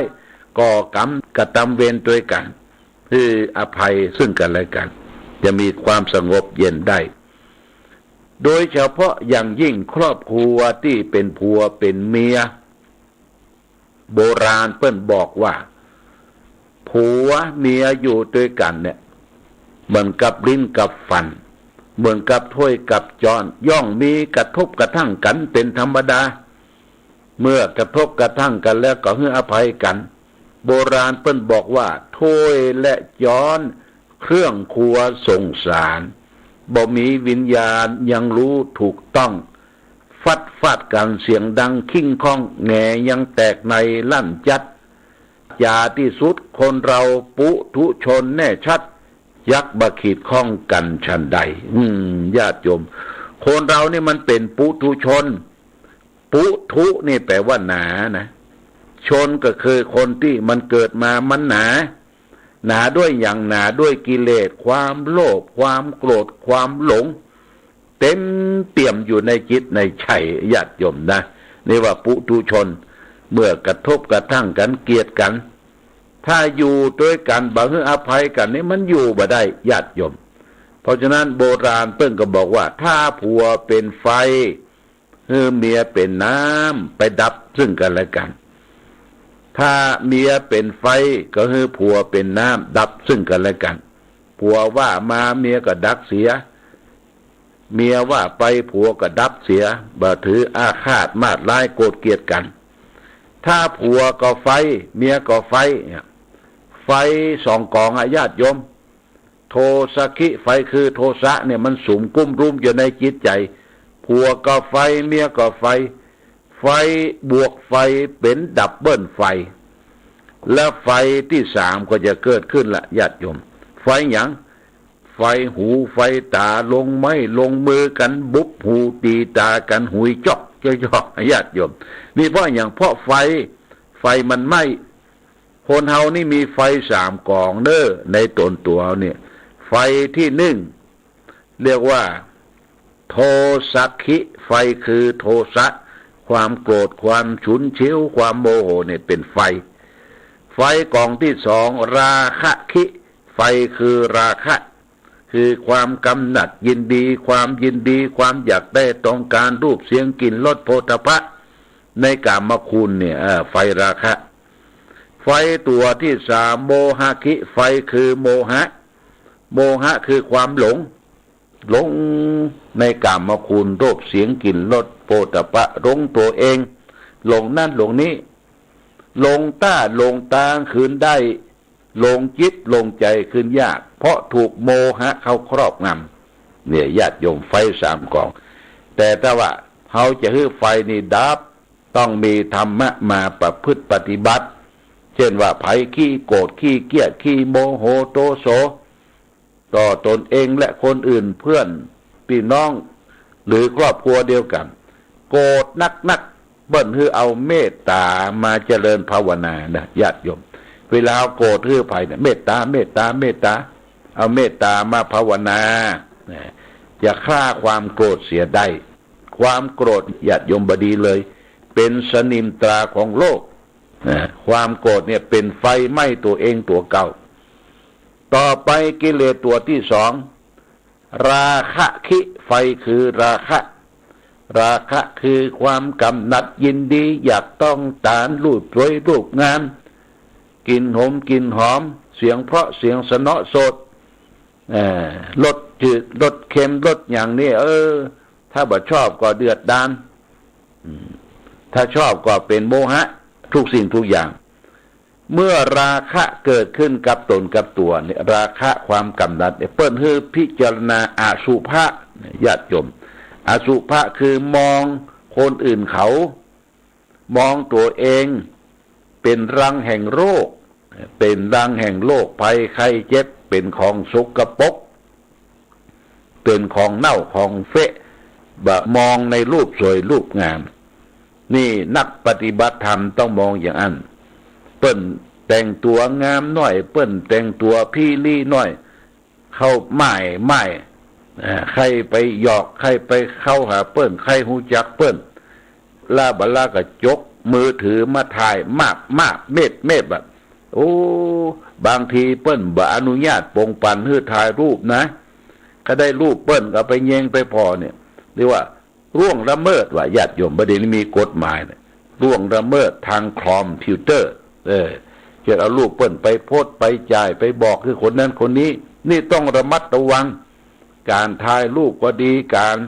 ที่จะเอารูปเปิ้นมาดูมาใส่ในมือถือของเฮาในเครื่องวิดีโอของเฮาอย่างของเฮาเนี่ยญาติโยมบ่ได้ต้องรับอนุญาตก่อนเพราะฉะนั้นราคะคิไฟคือกำหนัดยินดีเปิ้นฮึดทรมานร่างกายตนเองคือไปมองอสุภกรรมฐานไปมองดูซากศพพลิกมาย้อนดูตัวเฮาว่าของทั้งหลายทั้งปวงเป็นของเน่าของเฟะ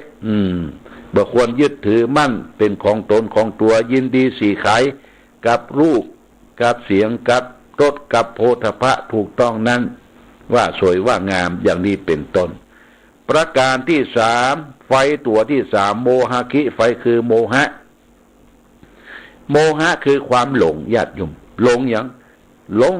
ในกามคุณห้าหลงรูปหลงเสียงหลงรสหลงโผฏฐัพพะหลงตัวหลงตนหลงอำนาจบาดใหญ่ลืมตัวเองตัวเก่าหลงบ่นับถือคนนั่นคนนี้เมื่อหลงอำนาจหลงตัวเก่าแหละแม้ว่าพ่อแม่ก็ยังบ่คัดนับถือนะญาติโยมนะอันนี้สำคัญเมื่อมีความหลงให้มันภาวนานี่ก็คือการทำจิตใจของตนเองให้สงบเมื่อสงบแล้วยกขึ้นสู่วิปัสสนาตัวรู้แจ้งเห็นจริงเกิดปัญญาขึ้นนี่เมื่อปัญญาขึ้นเขาก็จะไม่ได้หลงละญาติโยมเขาจะรู้แจ้งเห็นจริงในกองทุกข์ในกิเลสตัณหาที่มันมากระทบทางกายทางวาจาใจของเขานี่คือการที่เขาได้อภัยทานคืออาการภัยทานซึ่งกันและกันก็จะเป็นสิ่งหนึ่งสำหรับที่เขาได้ประพฤติปฏิบัติสิ่งแรกฝากไว้ญาติโยมในการทานเป็นฐานเบื้องต้นของชีวิตที่เราจะประพฤติปฏิบัติทานมีสามคืออามิสทานธรรมทานและอภัยทานจากทานแล้วสิ่งที่เขาจะต้องแสวงคือมีบุญกับตนกับตัวมีศีลญาติโยมศีลแปลว่าปกติกายปกติวาจาคนไหนมีศีลมีธรรมคนนั้นจะมีความสุขโดยเฉพาะอย่างยิ่งศีลห้าบาฆ่าสัตว์ตัดชีวิตบาลักเล็กขโมยน้อยยิบโฉยของคนอื่นบาประพฤติผิดในกามบากามุสาวาทพูดเท็จบาดื่มสุราอะไรไม่ไรเป็นเครื่องดองครองเมานี่คือถ้าเรามีศีลบริสุทธิ์นั้นบุญก็จะเกิดขึ้นศีละย่อมเป็นมูลแห่งนิพพานศีลเป็นรากเหง้าที่จะไปสู่ความสุขสงบได้คือนิพพานนี่เป็นข้อสองที่จะเกิดมีบุญคือศีลไมยบุญสำเร็จด้วยการรักษาศีลบุญประการที่สามคือภาวนาไมยบุญสำเร็จด้วยการเจริญภาวนาคือหมั่นสงบจิตใจของตนเองไหว้พระสวดมนต์แล้วญาติโยมก็มานั่งสงบเจริญสมาธิภาวนาหายใจเข้าพุทก็ได้หายใจออกโทก็ได้หรือทำจิตใจของตนเองให้สงบที่ครูบาอาจารย์เพิ่นได้พร่ำสอนมาเช่นแม่ไก่ก้มกินน้ำก็มีพละอานิสงส์เช่นว่า3 นาที 5 นาทีก็จะเป็นบุญเป็นกุศลเกิดขึ้นกับเราเพราะฉะนั้นทางเกิดบุญมี3 ประการเป็นกิริยาที่เราจะต้องทำคือ บุญเกิดจากการทานเรียกว่าทานใหม่บุญเกิดจากการรักษาศีลเรียกว่าศีลใหม่บุญเกิดจากการภาวนาเรียกว่าภาวนาใหม่การศีลภาวนาเนี่ยเป็นหลักประพฤติปฏิบัติของฆราวาสญาติโยมที่จะต้องประพฤติปฏิบัติเพราะว่าอยู่วัดอยู่ว่าอยู่ที่ไหนอยู่กลางต้งกลางนาอยู่ห้องอยู่ฮับที่ไหนมันธงชาติและเพลงชาติไทยเป็นสัญลักษณ์ของความเป็นไทยเราจงร่วมใจยืนตรงเคารพธงชาติด้วยความภาคภูมิใจในเอกราชและความเสียสละของบรรพบุรุษไทยประเทศไทยรวมและเชื้อชาติไทยเป็นประชารัฐผ้าไทยของไทยทุกส่วนอยู่ดำรงคงไว้ได้ทั้งมวลด้วยไทยล้วนหมายรักษาพันธิตไทยนิรักสงบแต่ถึงรบไม่กล้าเอกราชจะไม่ให้ใครคุมขีสละเลือดทุกอย่างเป็นชาติทะเลพลังประเทศชาติไทยต้องเวทีชัยชโย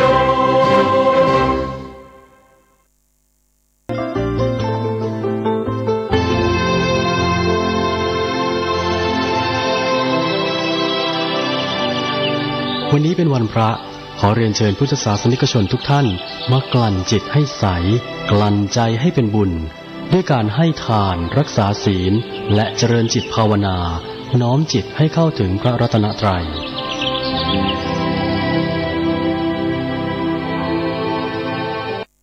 ข่าวสารเพื่อการประชาสัมพันธ์งานบุญงานกุศลของวัดพระธาตุดอยสุเทพราชวรวิหารตำบลสุเทพอำเภอเมืองเชียงใหม่จังหวัดเชียงใหม่ได้จัดพิธีเจริญพระพุทธมนต์สวดสะเดาะนพเคราะห์พิธีสมโภชพระบรมธาตุดอยสุเทพและพุทธาภิเษกพระประจำวันนพเคราะห์จัดงานวันศุกร์ที่ 2 กันยายน พุทธศักราช 2565 โดยกราบรัตนาพระสงฆ์เถรานุเถระช่วงเช้า 9:30 น.เป็นรอบแรกรอบที่ 2 14 นาฬิกาเป็นต้นไปก็เชิญชวนคณะสงฆ์คณะศรัทธาณวัดพระธาตุดอยสุเทพราชวรวิหารตำบลสุเทพอำเภอเมืองเชียงใหม่จังหวัดเชียงใหม่เริ่มในพิธี 9 นาฬิกาเป็นต้นไปจนแล้วเสร็จในภาคบ่ายก็เป็นงานบุญงานกุศลเชิญท่านร่วมงานนี้โดยพร้อมเพรียงกัน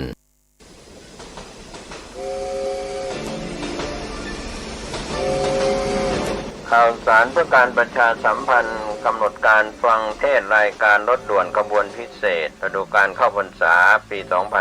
2565 จัดโดยคณะสงฆ์จังหวัดเชียงใหม่องค์กรเครือข่ายชาวพุทธจังหวัดเชียงใหม่ดำเนินงานโดยกลุ่มหนุ่มสาวจังหวัดเชียงใหม่12ขบวนที่ 6 26 สิงหาคม 2565 แรม 14 ค่ำเดือน 11 เหนือไปยังวัดโชติกุลสวรรณารามวัดหมูบุญตำบลสุเทพอำเภอเมืองเชียงใหม่จังหวัดเชียงใหม่ 20 นาฬิกาฟังพระธรรมเทศนา1กันขบวนที่ 7 3 กันยายน 2565 ขึ้น 8 ค่ำเดือน 12 เหนือเดินทางไปยังวัดหนองเต่าคำตำบลป่าไผ่อำเภอสันทรายจังหวัดเชียงใหม่ 20 นาฬิกาฟังพระธรรมเทศนา1กันขบวนที่ 8 10 กันยายน 2565 ขึ้น 15 ค่ำเดือน 12 เหนือกลับมายังพุทธสถานเชียงใหม่ 20 นาฬิกาเป็นการจัดงานวันกตัญญูพุทธสมาคมและมูลนิธิพุทธสมาคมเป็นเจ้าภาพขบวนที่ 9 18 กันยายน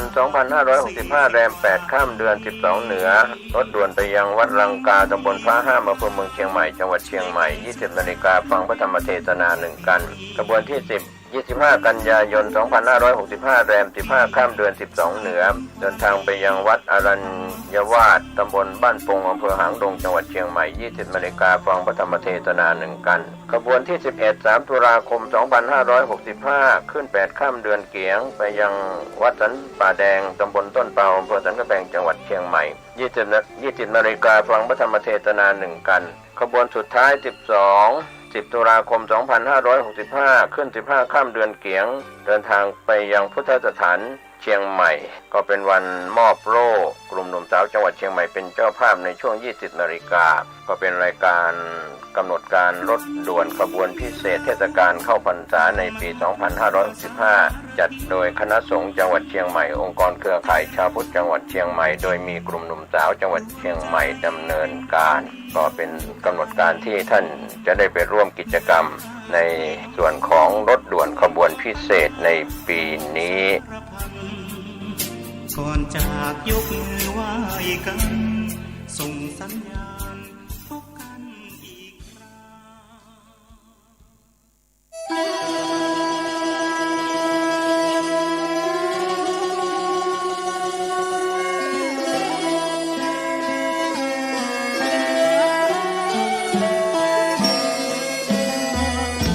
เนื่องในมหามงคลวโรกาสแห่งเทศกาลเข้าพรรษาประจำปีพุทธศักราช 2565 อันเป็นปีมหาปีติยินดียิ่งของมหาชนชาวล้านนาและชาวไทยผู้มีจิตเลื่อมใสเปี่ยมล้นด้วยพลวะศรัทธาในบวรพระพุทธศาสนาอีกทั้งเป็นปีที่เวียนรอบมาบรรจบครบ144 ปีชาตกาลแห่งพระครูบาสลีวิจัยพระตนบุญตนยิ่งใหญ่ในเมตตาธรรมวัดพระสิงห์วรมหาวิหารตำบลพระสิงห์อำเภอเมืองจังหวัดเชียงใหม่ขอน้อมเจริญพรสาธุชนนักศีลนักบุญพุทธบริษัททุกท่านร่วมพิธีเจริญพระพุทธมนต์ทำวัดเย็นเจริญเมตตาภาวนาตามแนวสติปัฏฐาน4สวดพระคาถาปารมี10 ทัศตามฮีทอยแห่งพระครูบาสลีวิจัยและสดับรับฟังพระเทศนาธรรมโวหารจากองค์พระมหาเถระผู้แตกฉานในอรรถธรรมขององค์สมเด็จพระบรมศาสดาสัมมาสัมพุทธเจ้าในทุกๆวันอาทิตย์ตั้งแต่เวลา 17 นาฬิกาหรือ 5 โมงเย็นเป็นต้นไปโดยจะเริ่มงานพิธีมหามงคลนี้ในวันอาทิตย์ที่ 4 กันยายนพุทธศักราช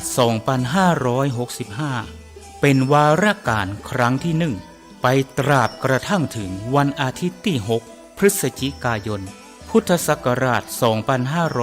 2565 ก่อนวันป่าเวณียี่เป่งลอยกระทงเชียงใหม่รวมได้วาระมหามงคล10 วาระ10 มหาปารมี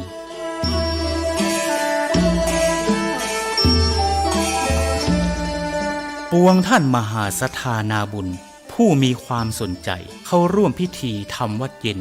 เจริญเมตตาภาวนาสั่งสมปารมีทั้ง10 ทัศอันมีทานปารมีเป็นต้นและมีอุเบกขาปารมีเป็นที่สุดนั้นขอน้อมเจริญพรร่วมพิธีได้ที่พระวิหารหลวงวัดพระสิงห์วรมหาวิหารตำบลพระสิงห์อำเภอเมืองจังหวัดเชียงใหม่และท่านที่มีจิตเจตจำนงประสงค์ใคร่ร่วมบำเพ็ญมหาทานปารมีถวายกันเทศแด่พระมหาเถระผู้แสดงพระธรรมเทศนาและถวายน้ำปานะแด่พระภิกษุสงฆ์สามเณรนั้นขอน้อมร่วมทำบุญหรือแจ้งความประสงค์ของท่านได้ที่พระเดชพระคุณหลวงพ่อพระเทพสิงหวราจารย์เจ้าอาวาสวัดพระสิงห์วรมหาวิหารโทรศัพท์081-883-8752หรือที่ท่านพระครูปริยัติกิจจาภิวัตรผู้ช่วยเจ้าอาวาสวัดพระสิงห์วรมหาวิหารโทรศัพท์089-264-2485ได้ตั้งแต่วันนี้เป็นต้นไป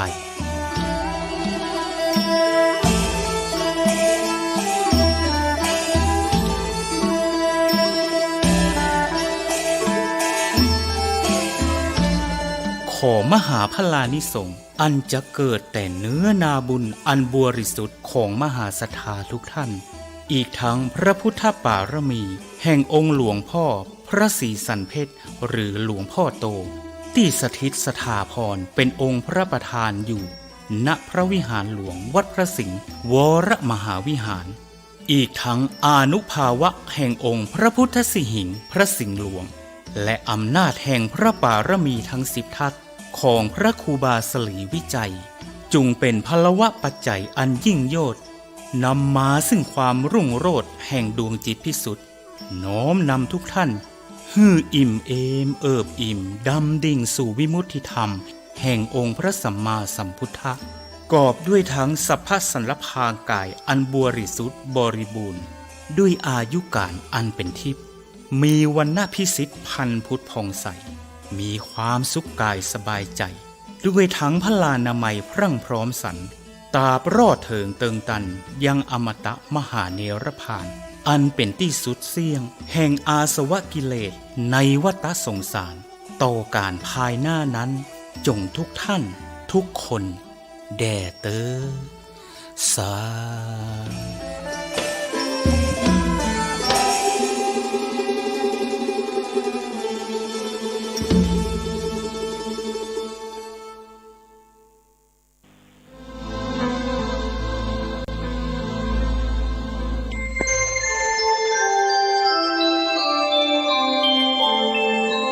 ขณะนี้ท่านกำลังฟัง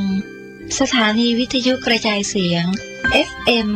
104.5 เมกะเฮิรตซ์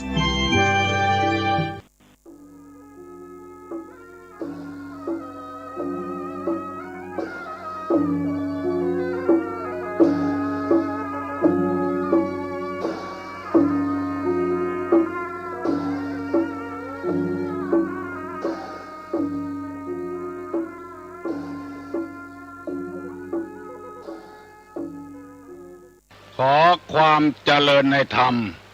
และความผาสุกทางใจจงได้มาบังเกิดมีกับ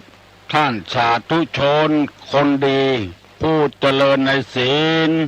ผู้เจริญในธรรมทุกท่านพร้อมกันนี้ขอยกมือ10 นิ้วกราบอาราธนาเอากุณพระแก้วเจ้าทั้ง3ประการบุญศีลบุญทานที่ท่านผู้ฟังทั้งหลายได้กระทำปั้มเป่งมาคุณงามความดีที่ทำไว้ในอดีตและกำลังจะทำเวลานี้คุณพ่อคุณแม่คุณครูบาอาจารย์ผู้ประสิทธิ์ประสาทวิชาความรู้เสื้อวัดเสื้อวาเสื้อบ้านเสื้อเมืองพระสยามเทวาธิราชสิ่งศักดิ์สิทธิ์ทั้งหลายอันมีพระบรมธาตุเจ้าโดสุเทพครูบาเจ้าศรีวิจัยนักบุญแห่งล้านนาไทยพระธาตุเจ้าหริพูนชัยพระธาตุเจ้าดอยกองมูจังหวัดแม่ฮ่องสอนพระธาตุเจ้าลำปางหลวงจังหวัดลำปางเป็นต้นขอได้มาปกปักรักษาพ่อแม่พี่น้องลูกหลานเหลนวงศาคณาญาติทั้งสายโลหิตทั้งญาติธรรมทั้งหลายตลอดถึงข้าราชการทหารที่อยู่ในจังหวัดเชียงใหม่และกำลังปฏิบัติหน้าที่อยู่ชายแดนตำรวจครูบาอาจารย์พ่อค้าพาณิชย์เกษตรกรรมคนรับจ้างใจแรงงานคนขับรถขับลาทุกท่านที่เปิดวิทยุรับฟังเวลานี้เพื่อปากันมีความสุขกายสุขใจเหมือนกันทุกคนตลอดกาลนานก่อนที่จะได้ดำเนินรายการต่อไปนี้ขอปากันยกมือ10 นิ้วไว้พระพุทธพระธรรมพระสงฆ์เอาไว้เป็นสรณะติเปิ้งปนมมือขึ้นว่าพร้อมกันอะระหังสัมมา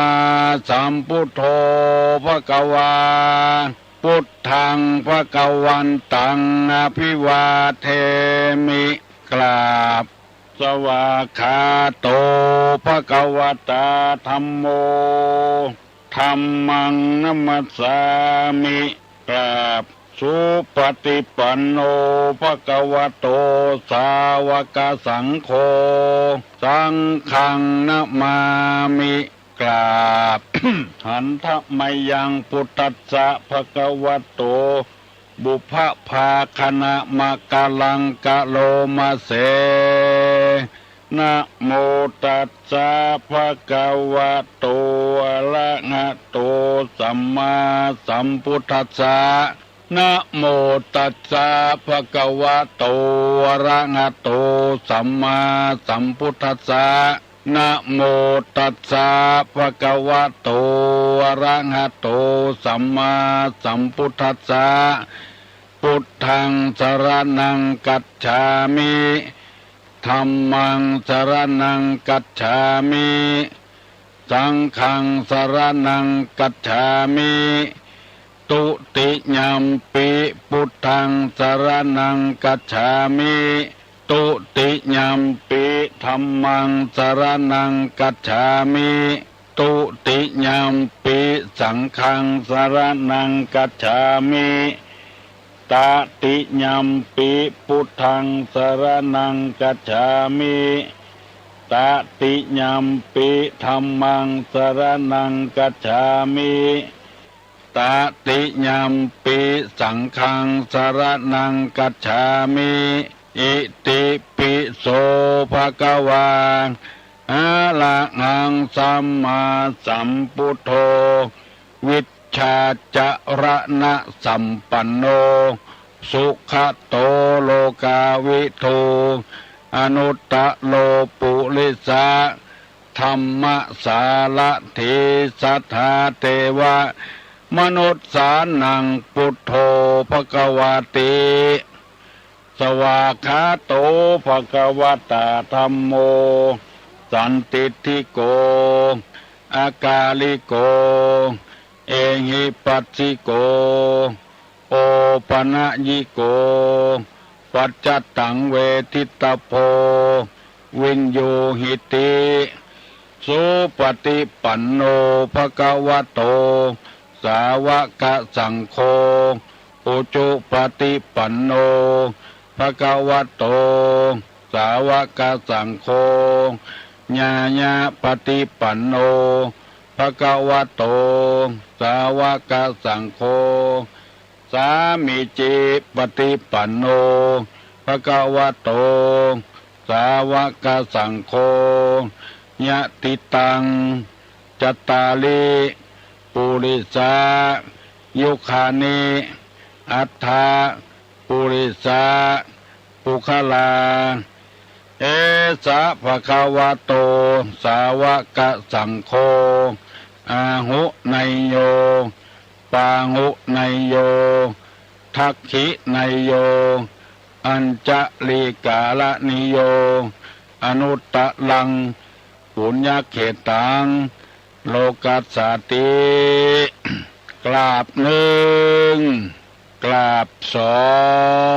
งกราบสามกาเลนะธรรมัสสวนังเอตัมมังคะละมุตตะมัง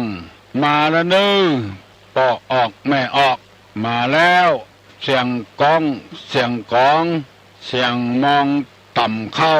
เสียงตุเจ้าเทศนาธรรมมาถึงบ้านมาถึงเฮือนมาถึงในเฮือนมาถึงในมุ้งในสุดมาถึงเตาไฟมาถึงในห้องน้ำมาถึงในวัดมาถึงในรถมาถึงกุฏิกุฏางสำหรับท่านผู้ที่เปิดวิทยุ FM และสถานีวิทยุต่างๆที่เปิ้นถ่ายทอดมาถึงบ้านถึงจองถึงหอถึงเงินเน้อตั้งอกตั้งใจฟังสุดโสสังละพะเตปัญญังฟังด้วยดีย่อมได้ปัญญาถ้าฟังบดีพกฟังเอากำผิดกำพลาดเอากำให้กำขาดก็อย่าไปได้จะไม่ได้ปัญญาฟังด้วยดีย่อมได้ปัญญาฟังด้วยบดีย่อมได้ปัญญาปัญญาก็คือความรู้ความเฉลียวความฉลาดฟังบดีก็ย่อมได้กำบ่รู้กำบ่เฉลียวบ่ฉลาดฟังไปเน้อพี่น้องทั้งหลายกูเจ้า6 โมงถึง7 โมง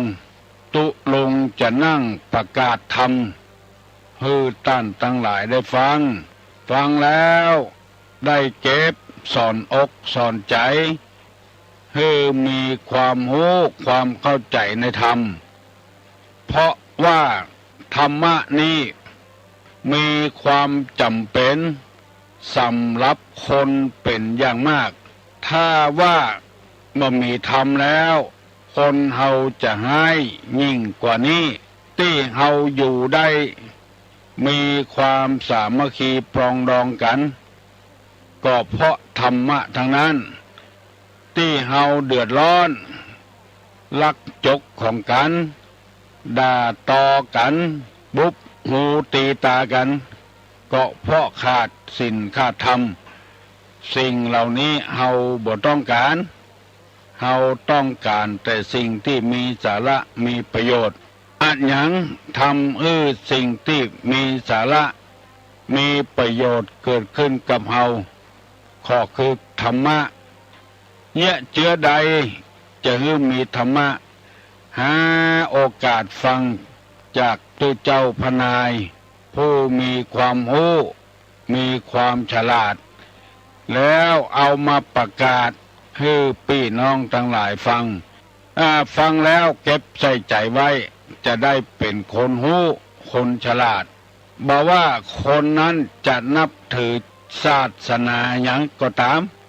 ย่อมจะทำให้คนเฮาได้อยู่ด้วยกันได้อย่างมีความสงบเยือกเย็นอย่างมีความสุขบานหวานใจทุกคนทุกชาติที่เกิดมาในโลกนี้ย่อมจะมีศาสนาคนบนดอยคนป่าคนเขาก็มีศาสนาของเขาเอาผีเอาสางมาเป็นที่นับถือเช่นวันใดถ้าเผาป่ามันบ่ไหม้ก็ไปบนบานศาลกล่าวให้ผีให้สางดลบันดาลให้การเผาป่านั้นไหม้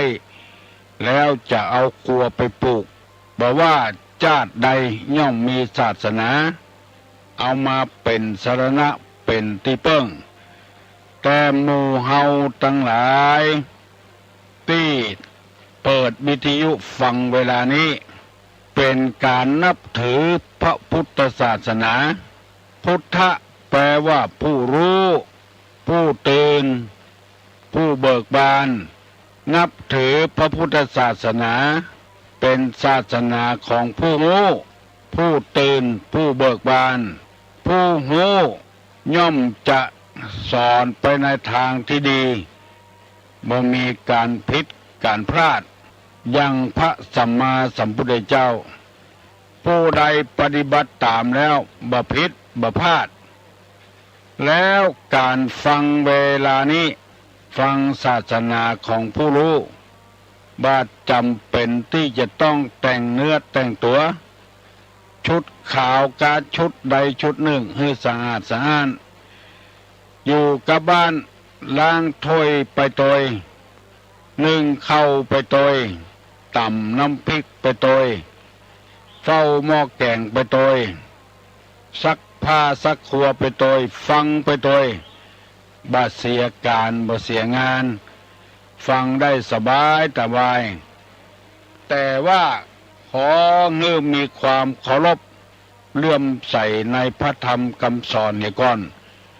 คนเฮาถ้าบ่มีความเคารพบ่มีศรัทธาบ่มีความเชื่อในธรรมแล้วทำมาอย่างลงไปมันไร้ผลถ้ามีความยึดมั่นถือมั่นมีความเชื่อแล้วฟังก็จะได้ผลศาสตร์พุทธะแปลว่าผู้ตื่นอยู่ตลอดเวลาบ่หลับไหลบ่มุกมุ่นอยู่ในอบายมุขต่างๆแล้วก็ผู้เบิกบานบ่มีการโศกบ่มีการเศร้าเสียแล้วเสียไปเพราะว่าของนั้นเป็นของนอกกายตายแล้วตายไปบ่พิไรลำพันธ์บ่โศกเศร้าแล้วก็หมดแล้วหมดไปบ่พิไรลำพันธ์บ่โศกบ่เศร้าเป็นคนหูโตยตื่นโตยเบิกบานโตย น่าจะขอเชิญชวนท่านผู้ฟังทั้งหลาย ได้ปากันฟังธรรมะ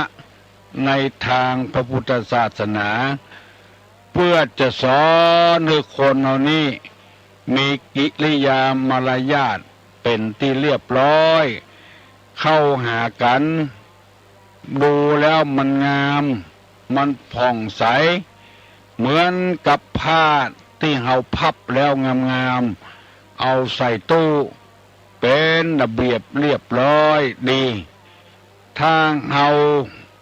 บ่ได้ยึดเอาธรรมะไว้เหมือนกับของเอาใส่ตู้ใส่ที่อื่นไว้มัน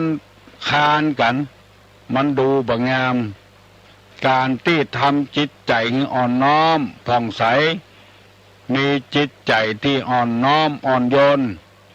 เหมือนกับผ้าที่เราพับเป็นระเบียบเรียบร้อยเอาไว้เป็นชั้นเป็นชั้นกางเกงเอาไว้ที่หนึ่งเสื้อเอาไว้ที่หนึ่งเป็นอย่างเป็นเกิบเป็นก้อนบะสุนสารอุนอานกันเอาไว้ของไผ่ของมันมองแล้วมันม่วนตาเข้าไปแผ่ม่วนใจหมูนี้เป็นต้นตุลงได้นำเอากรรมที่เป็นระเบียบเรียบร้อยมาเสนอให้พี่น้องทั้งหลายได้ฟังหลายวันแล้วลักษณะของคนที่สงเงียมเจียมตนถ้าว่าเป็นไปได้ทุกคนสงเงียมเจียมตนนี้มันจะงามเป็นระเบียบเรียบร้อยบ่ากระดกกระดักแล้วก็ม่วนตาม่วนใจตัวมุนี้เป็นต้นวันนี้จะได้นำเอามาเสนอเหมือนเก่าเหมือนเดิมทั้งหมดกันมี11ข้อตุลงได้อธิบายมาแล้วหลายข้อแล้ว4ข้อ5ข้อแล้ว1คือมีใจอ่อนน้อมใจอ่อนน้อมอันนี้ถ้าใจอ่อนแล้วกายก็จะอ่อนตยปากก็จะอ่อนตยถ้าใจกระด้างแข็งร่างกายก็กระด้างแข็งปากก็กระด้างแข็งฟังก็บ่ม่วนพอก็บ่ม่วนข้อที่2มามีความเจียมตนสงเงียมเจียมตนบ่อวดปากกากางแข็งหูแล้วก็ทำเป็นบ่หูเหี่ยก่อนคือเปิ้นอู้ของเปิ้นบางคนมันถึงมีบัดเจียมตนหูล็อกเหลือเปิ้นถามกำลังถามเปิ้นสบายดีกาเปิ้นก็จะตอบว่าสบาย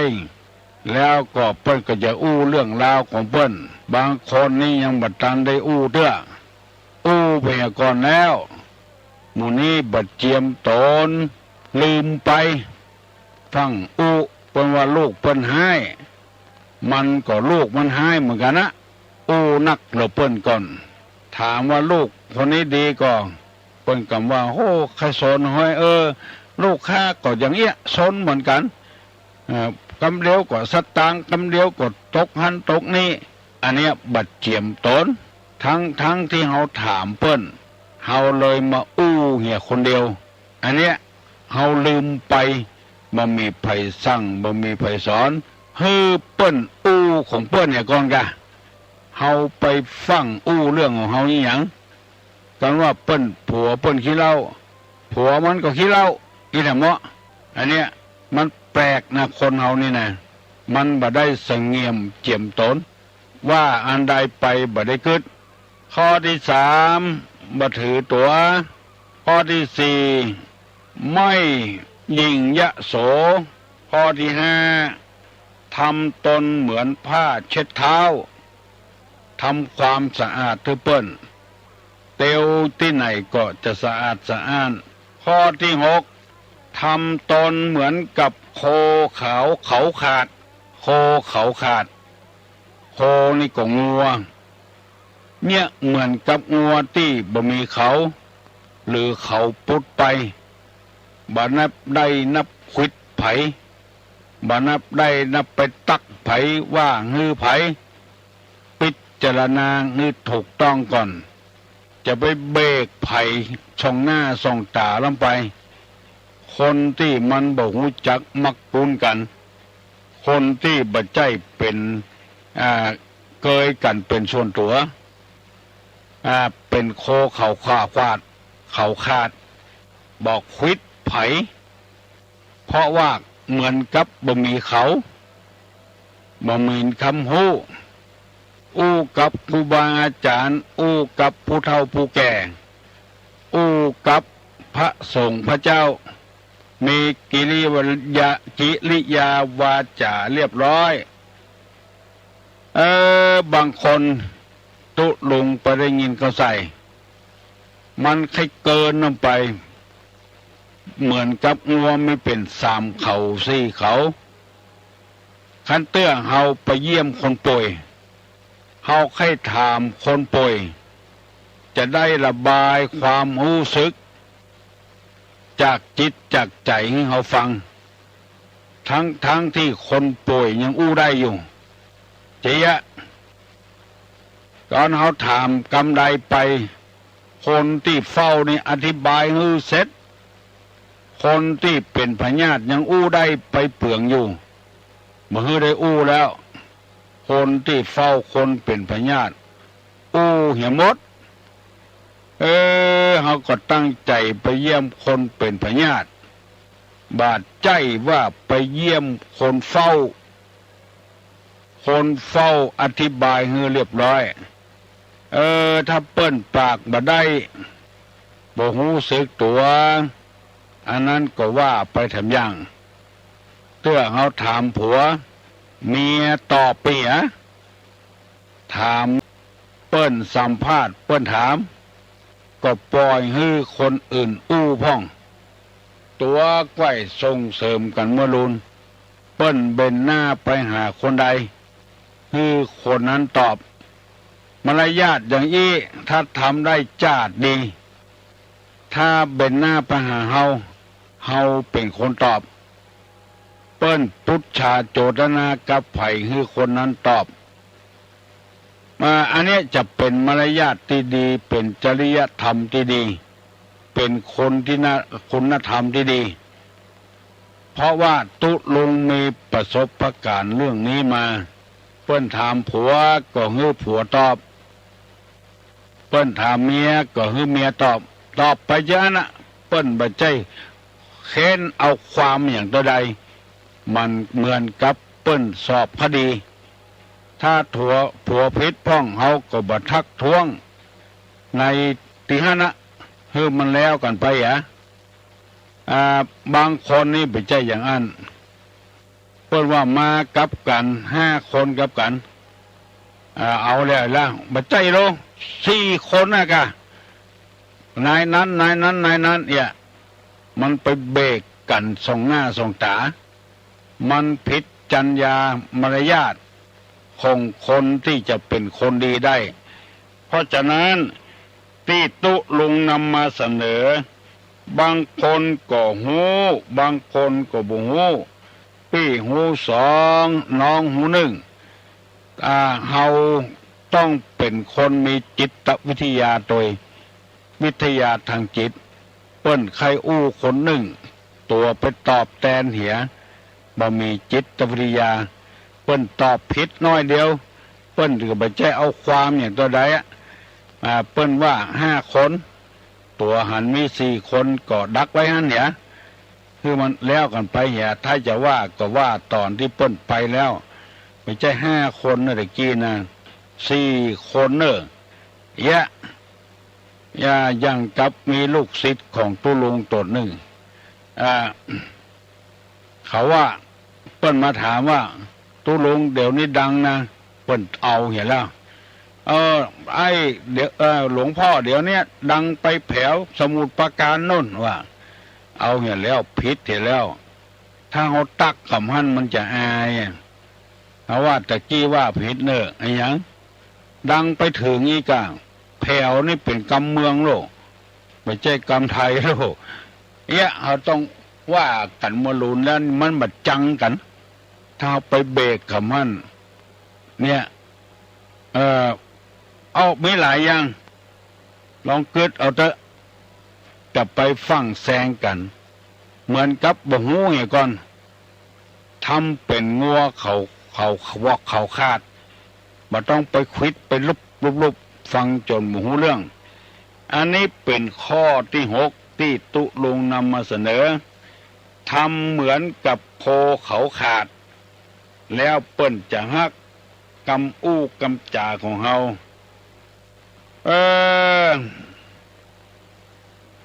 ข้อที่7ทำตนดุจงูพิษที่ถูกถอนเขี้ยว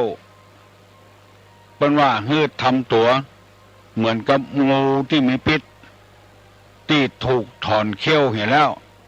ทำตนเป็นอย่างนั้นความจริงเฮายังมีเขี้ยวอยู่เฮายังมีเล็บอยู่ทำตนไปอ่านก่อนอย่าไปโอหังสลิดแต่เนอะพอออกไม่ออกบางคนหันหน้าแล้วก็เฮาก็ถึงบอกให้กินเส้นละ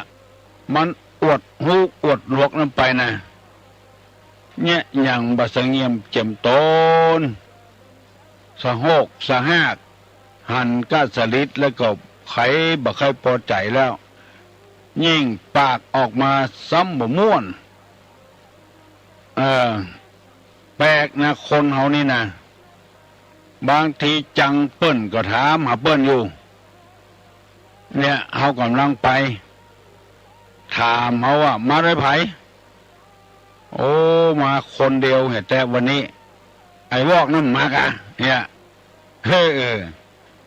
ก็จังเปิ้นก็ถามหาเปิ้นอยู่มันแปลกนะลองกึดใจเอาเถอะอันนี้เป็นเรื่องแง่ปากคอกนะแง่ที่มันอยู่หิมคอกนั่นนะคนเฮาบ่ได้กึดบ่ได้เอามาใจงัวควายที่มันปล่อยออกคอกแล้วแง่ปากคอกมันบ่กินไปกินแง่ที่อื่นพุ่นฟังเงียดฟังยูกันออกไปมุ่งหน้าไปที่อื่นพุ่นความจริงแง่ปากคอกนั้น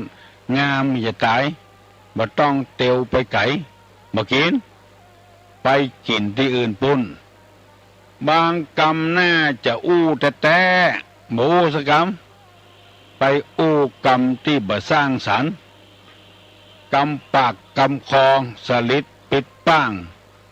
คือมันอยู่ในกรอบเฮาไปหันไม่ยิงตีมวยเฮาไปหันไม่ยิงเต้นดิดอยู่ในบนเวทีพอแล้วมันหมางามตาสลิดอย่างประจายทำตัวเป็นประจายทำมันผิดมนุษยชาติเมื่อเฮาหูอย่างอี้แล้วเปิ้นว่าปฏิบัติตามหลักธรรมที่ว่าอัตตัญญุตาหูจักตนว่าเฮาว่าโดยชาติตระกูลยศศักดิ์สมบัติบริวารความรู้หน้าที่เฮามีเจอใดแขกมากะห้องคนตะก่อนเปิ้นเมียกาลูกกาเสาะเมียงเสาะมุลีเสาะน้ำเสาะขันมากเอามาตำผัวอู้เหียคนเดียวเมียก็ไปแยกการตบแตบตั้งในเฮือนบางทีนี่บ่ไปเสาะหยังสักอย่างเปิ้นมาหาบ่ได้ทำตามหน้าที่บ่สงเงียมเจียมตนเจ้าว่านั่นเป็นงูที่มีพิษแทนที่จะเอาน้ำเอาต้ามาสู่ให้เปิ้นกินเอาผ้าเย็นให้เปิ้นเจ็ดเนื้อเจ็ดตัวอู้สุนกับผัวเปิ้นถามผัวตัวตอบแทนอันเนี้ยมันเป็นหญ้าปากคอกผู้หูตั้งหลาย เปิ้นหันแล้วเปิ้นติเตียนในใจ ว่าหมอนี้ยังมาเกินกับผัวแต่ผูกเกินว่าใครได้ความจริงแต่เอาตอบแทนเปิ้นอาจจะเป็นความจริงก็ได้เปิ้นมาหาไผเปิ้นมาหาเมียก็ฮือเมียต้อนรับมาหาลูกก็ฮือลูกต้อนรับบาปไปยุ่งกับลูกกับเต้าทำเหมือนกับงูที่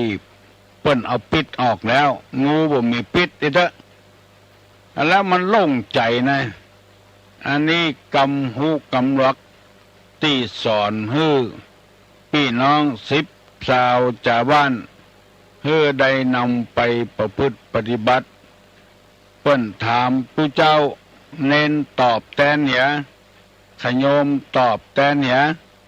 ไปที่ไหนลุงไปมานิมนต์เปิ้นนิมนต์วันที่หยังเปิ้นบอกวันที่นั้นที่นี้โอ้เปิ้นมาว่างอย่างนี้เป็นต้นควันที่จะฮื้อเปิ้นไปหาตุหลวงไปหาเจ้าอาวาสแล้วเจ้าอาวาสจะได้บอกฮื้อเปิ้นตามความจริงจะได้รับนิมนต์บ่ได้รับนิมนต์มันเหลือกันแสดงปิดออกมาผูกออกมานั้นมันบ่งามบ่ดีพยายามปฏิบัติตามหลักธรรมนี้เถอะถ้าเฮาได้เงี่ยใจแล้วจะมีคนฮักจะมีคนชอบสังคมเฮาก็อยู่กันม่วนอกม่วนใจถ้าเปิ้นอยู่ที่ไหนตั้งใดนำเปิ้นไปหาอันนี้ก็ไปทำอย่างเป็นการต้อนรับขับสู้กับคนเฮาหูไปเหี่ยปัดตกปัดเสี่ยงนั้นมันไปล้ำเปิ้นมันมีปิดบางทีก็ปิดน้อยเดียวหูน้อยเดียวถามไปบ่หูเรื่องละหูเปิดปั้นตักหูดักหัวอยู่อย่าไปฟังเตื้อเหมือนกับเฮาบ่หูบ่ลวกอย่างเนี้ยคบคนได้กูจันกูระดับเข้าจันไหนก็ได้คนจะอีเตื้อเฮาไปถามคุณงามความดีทำไว้ไปอู้อวดตัวอย่าหมดตกหมดเสียงบ่ฮื้อฝ่ายหนึ่งได้อู้ตัวคน2 คนนั้นน่ะตัวอู้เหี่ยวคนเดียว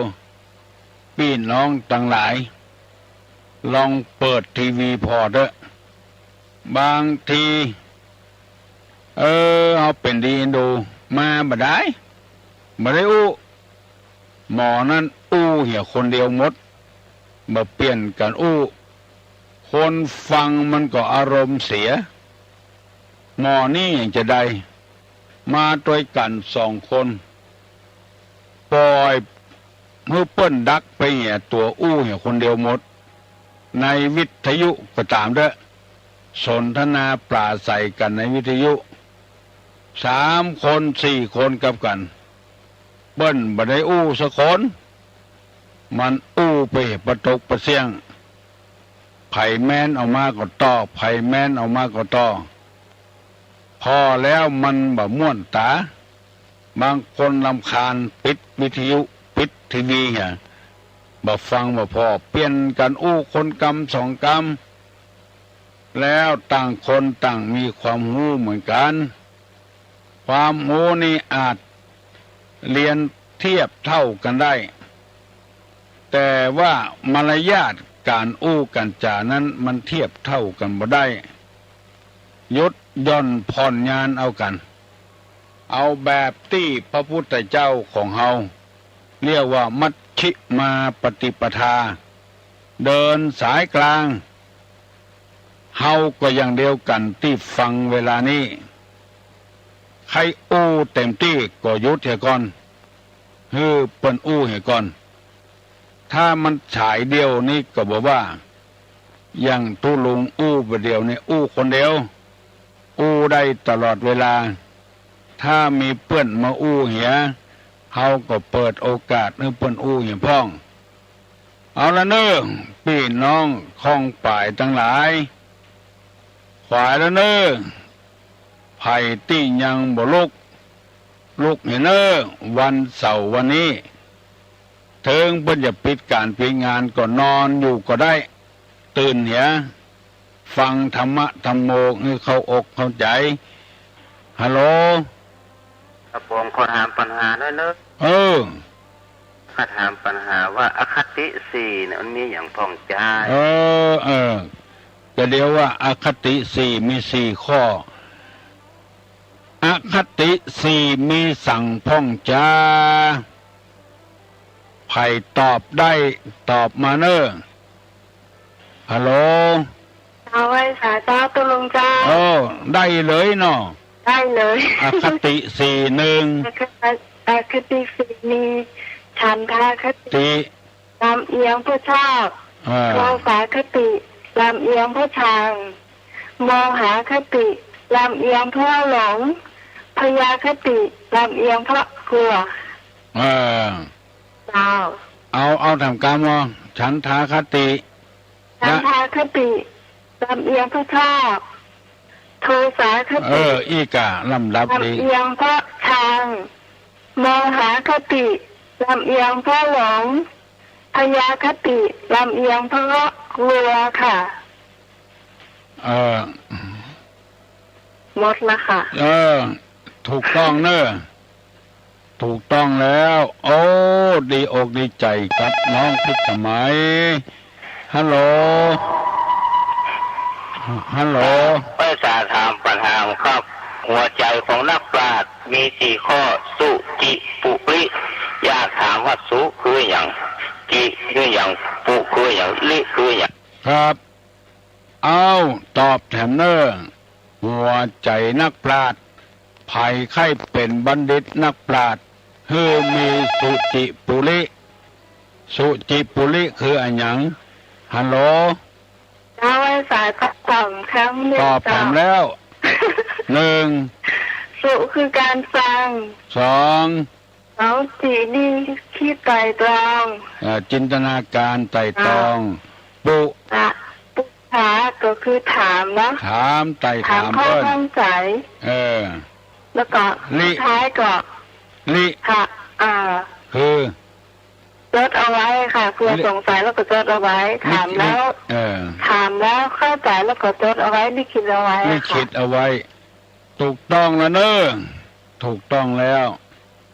หัวใจนักปราชญ์ไผ่ไข้เป็นคนมีความรู้ฟังนักพอนักเรียกว่าโสตทัศนศึกษาเข้าตังตาก็ได้เข้าตังหูก็ได้ฮัลโหลสวัสดีครับฟังที่ลุงจัดฟังที่ลุงมาเมินแล้วครับฟังที่ลุงมาเมินแล้ว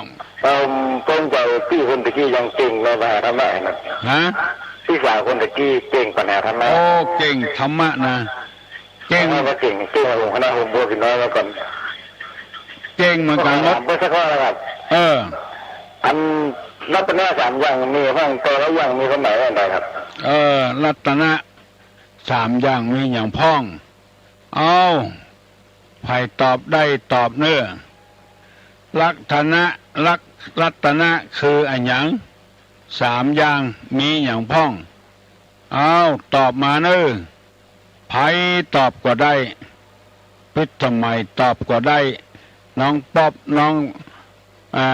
อาม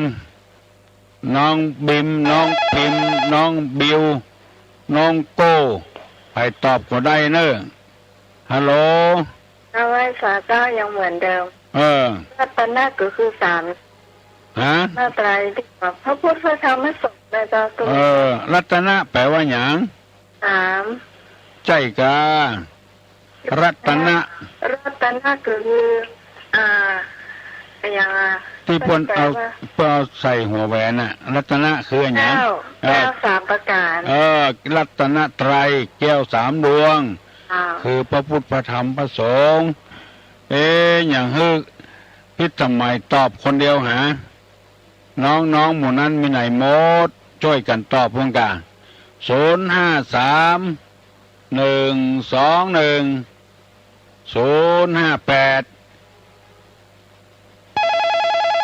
ฮัลโหล ฮัลโหล ตุลุงกระเจ้า ตุลุงเนอะ ไปสาเจ้า อันข้าเจ้าจะขอถามว่า อันการทำบุญนี่นะเจ้า ที่เขาทำบุญให้กับคนพิการเนี่ยเจ้า มันมีคนบอกว่าเกิดมาจันหน้าเขาจะได้ไปเป็นลูกหลานของคนพิการแต่ก็เจ้า อันจิตใจนี่มันบ่แน่นอนนะมันของไผ่ของมันถ้าเราปรารถนาร่วมกัน ก็จะได้ไปร่วมกันแถมบ่ได้ปรารถนาบ่ได้ปรารถนาเขาคือเปิ้นเข้าอินดูเปิ้นสมาต่ำกาดเจ้าบ่เป็นหยังเขาสงเคราะห์เปิ้นน่าจะเขาบ่ได้ปรารถนาก็จะบ่ร่วมกันคือครอบอินดูเปิ้นอีบ่ได้เจ้าสงเคราะห์อินโดตานไปเถอะบ่เป็นหยังมาตุลงโอ้ตุลงก็จะแยกอ่ะหมู่ที่มาตายกับก็มีนะหมู่ที่เฮาเป็นเจ้าภาพเปิ้นก็มีบ่มีหยังสักอย่างมาเป็นเจ้าภาพศพเพิ่นอันนี้เฮาก็มีเฮาก็อย่าตาเนื้อเปิ้นนะกะมันตัวคนตาบอดนี่เนาะตากูดขากูดอีนะเพิ่นจังมาขอทานต่ำกาดเขาเจ้าขายควรพิกาดเนาะแล้วก็เจ้าจังเปิ้นแล้วเขาว่าฟังเน้อจันหน้าจะได้ไปเป็นลูกเป็นหลานเพิ่นเน้อหมู่นี้มันเป็นมารเน้อไม่ออกเน้อปานมันว่าสร้างสรรค์นะมันกึดเอาคนเดียวว่าเอาคนเดียวบ่มีในหลักพุทธศาสนาบ่มีนะคะเจ้าขอแค่แน่ก็เลยมาถามตอนนั้นเฮาเลี้ยงหมาทำน้อยเฮาได้เป็นหมาค่ะเป็นลูกหมากันเนาะมันบัดสร้างสรรค์นะว่าไปเลยนะเอาแมวมาเลี้ยงเฮาเข้าแมวแถมจ้าหน้าเลยได้เป็นลูกแมวแต่นะขอบคุณนะเจ้ามันบัดสร้างสรรค์นะฮัลโหลตุลุงเจ้าตุลุงเนอะถ้าไปหาที่วัดใครเบอร์โทรเจ้าฮู้เบอร์โทรเอากำปากกาเนอะ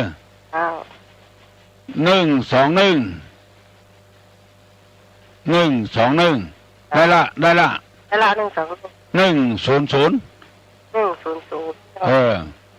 แล้วก็121 222แล้วก็057 233แล้วก็233แถมอัน2อันตำบลนี่ไปกดอย่าไปลืมกด053เด้อ053 121 100แล้วก็253 121 222 057 233ถ้าใครมาหาตุลุงนะขึ้นมาติกิโล10เนี่ยมาตั้งแม่ริมนะมีพัดนาคปกใหญ่ๆ9 ศอก 9 นิ้วอยู่หน้าวัดนะอยู่ทางเหนือประตูนั่นไม่ออกอยู่ที่ไหนอยู่บ้านที่เจ้าบ้านที่กะกินข่าวหรือยังเจ้านั่งตลอดเลยเจ้ายังกินเตอแล้วกวนตะเย็นนะเจ้าฟังถึงวันแหละฟังถึงวันเจ้ามอนวะน่ากะสะท้าถึงว่าจะไปแอบหาเนี่ยอันกะมาวันเสาร์วันติดเนอะโทรมาเฮก่อนเนาะโทรมาถามให้ก่อนอยู่มั้ยอยู่เนี่ยมันล่ำได้อยู่ยังนี่วันเสาร์นะเจ้าโชคดีเนอะโชคดีเอาละเนาะพอสมควรแก่การเวลาแล้วอยู่ดีมีสุขอายุวันขวัญยืนหิมากาคืนเนอะยกมือไหว้เนอะจะปั่นปอนแล้วสัพพโลคาวินิมุตโตสัพพสันตาปวัติโตสัพพเวลามติกันโตนิพุตโตจตุวังภวะสัพปีติโยวัจจันตุสัพพโรโควินาศตุมาเตภวะตวนตะลาโยสุขีติคายุโกภวะอภิวาเท ธนาสีริสานิจังวุฒาปัญจายโนจัตตาโลธัมมาวัฏันติอายุวันโนสุขังพลัง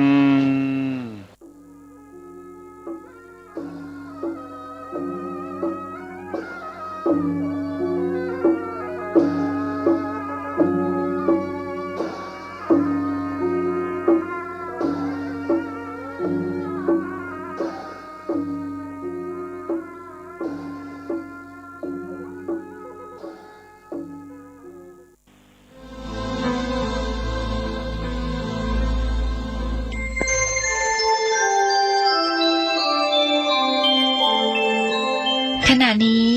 ท่านกำลังฟังสถานีวิทยุกระจายเสียงพระพุทธศาสนา FM 104.5 เมกะเฮิรตซ์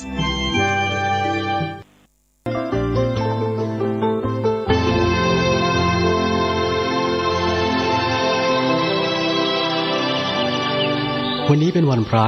ขอเรียนเชิญพุทธศาสนิกชนทุกท่านมากลั่นจิตให้ใสกลั่นใจให้เป็นบุญ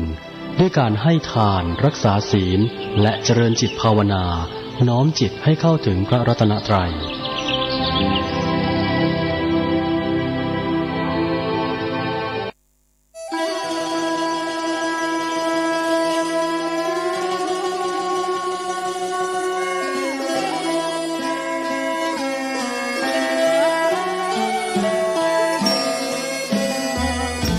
เนื่องในมหามงคลวโรกาสแห่งเทศกาลเข้าพรรษาประจำปีพุทธศักราช 2565 อันเป็นปีมหาปีติยินดียิ่งของมหาชนชาวล้านนาและชาวไทยผู้มีจิตเลื่อมใสเปี่ยมล้นด้วยพลวะศรัทธาในบวรพระพุทธศาสนาอีกทั้งเป็นปีที่เวียนรอบมาบรรจบครบ 144 ปีชาตกาลแห่งพระครูบาสลีวิจัยพระตนบุญตนยิ่งใหญ่ในเมตตาธรรมวัดพระสิงห์วรมหาวิหารตำบลพระสิงห์อำเภอเมืองจังหวัดเชียงใหม่ขอน้อมเจริญพรสาธุชนนักศีลนักบุญพุทธบริษัททุกท่านร่วมพิธีเจริญพระพุทธมนต์ธรรมวัดเย็นเจริญเมตตาภาวนาตามแนวสติปัฏฐานสี่สวดพระคาถาปารมี10 ทัศตามฮีทอยแห่งพระครูบาสลีวิจัยและสดับรับฟังพระเทศนาธรรมโวหารจากองค์พระมหาเถระผู้แตกฉานในอรรถธรรมขององค์สมเด็จพระบรมศาสดาสัมมาสัมพุทธเจ้าในทุกๆวันอาทิตย์ตั้งแต่เวลา 17 นาฬิกาหรือ 5 โมงเย็นเป็นต้นไปโดยจะเริ่มงานพิธีมหามงคลนี้ในวันอาทิตย์ที่ 4 กันยายนพุทธศักราช 2565 เป็นวาระการครั้งที่ 1ไปตราบกระทั่งถึงวันอาทิตย์ที่ 6 พฤศจิกายนพุทธศักราช 2565 ก่อนวันป่าเวณียี่เป่งลอยกระทงเจียงใหม่รวมได้วาระมหามงคล10 วาระ10 มหาปารมี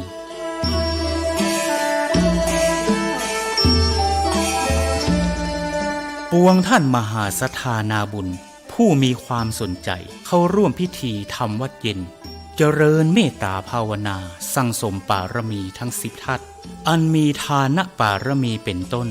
และมีอุเบกขาปารมีเป็นที่สุดนั้นขอน้อมเจริญพรร่วมพิธีได้ที่พระวิหารหลวงวัดพระสิงห์วรมหาวิหารตำบลพระสิงห์อำเภอเมืองจังหวัดเชียงใหม่และท่านที่มีจิตเจตจำนงประสงค์ใคร่ร่วมบำเพ็ญมหาทานปารมีถวายกันเทศแด่พระมหาเถระผู้แสดงพระธรรมเทศนาและถวายน้ำปานะแด่พระภิกษุสงฆ์สามเณรนั้นขอน้อมร่วมทำบุญหรือแจ้งความประสงค์ของท่านได้ที่พระเดชพระคุณหลวงพ่อพระเทพสิงหวราจารย์เจ้าอาวาสวัดพระสิงห์วรมหาวิหารโทรศัพท์081-883-8752หรือที่ท่านพระครูปริยัติกิจจาภิวัตรผู้ช่วยเจ้าอาวาสวัดพระสิงห์วรมหาวิหารโทรศัพท์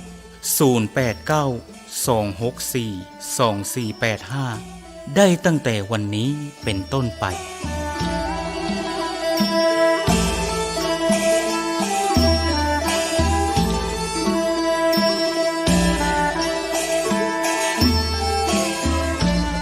ขอมหาพลานิสงส์อันจะเกิดแต่เนื้อนาบุญอันบริสุทธิ์ของมหาศรัทธาทุกท่านอีกทั้งพระพุทธปารมีแห่งองค์หลวงพ่อพระศรีสันเพชรหรือหลวงพ่อโตที่สถิตสถาพรเป็นองค์พระประธานอยู่ณพระวิหารหลวงวัดพระสิงห์วรมหาวิหารอีกทั้งอานุภาวะแห่งองค์พระพุทธสิหิงค์พระสิงห์หลวงและอำนาจแห่งพระปารมีทั้ง10 ทัศของพระครูบาสลีวิจัยจุงเป็นพลวะปัจจัยอันยิ่งโยชน์นำมาซึ่งความรุ่งโรจน์แห่งดวงจิตพิสุทธิ์น้อมนำทุกท่านฮืออิ่มเอมเอิบอิ่มดำดิ่งสู่วิมุตติธรรมแห่งองค์พระสัมมาสัมพุทธะกอบด้วยทั้งสัพพสันลภางกายอันบริสุทธิ์บริบูรณ์ด้วยอายุการอันเป็นทิพย์มีวรรณพิสิทธิ์พันพุทธผ่องใสมีความสุขกายสบายใจด้วยทั้งพลานามัยพรั่งพร้อมสรรตราบรอดเถิงเติงตันยังอมตะมหาเนรพานอันเป็นที่สุดเสี่ยงแห่งอาสวะกิเลสในวัฏสงสารต่อการภายหน้านั้นจงทุกท่านทุกคนแด่เตอสา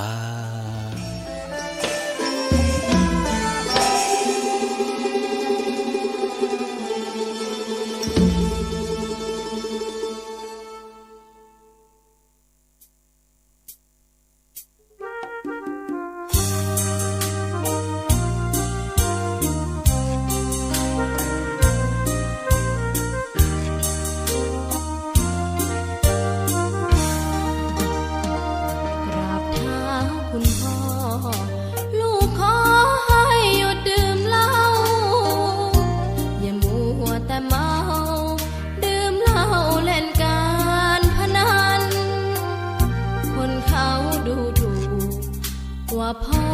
ขี้เกียจทำงานชาวบ้าน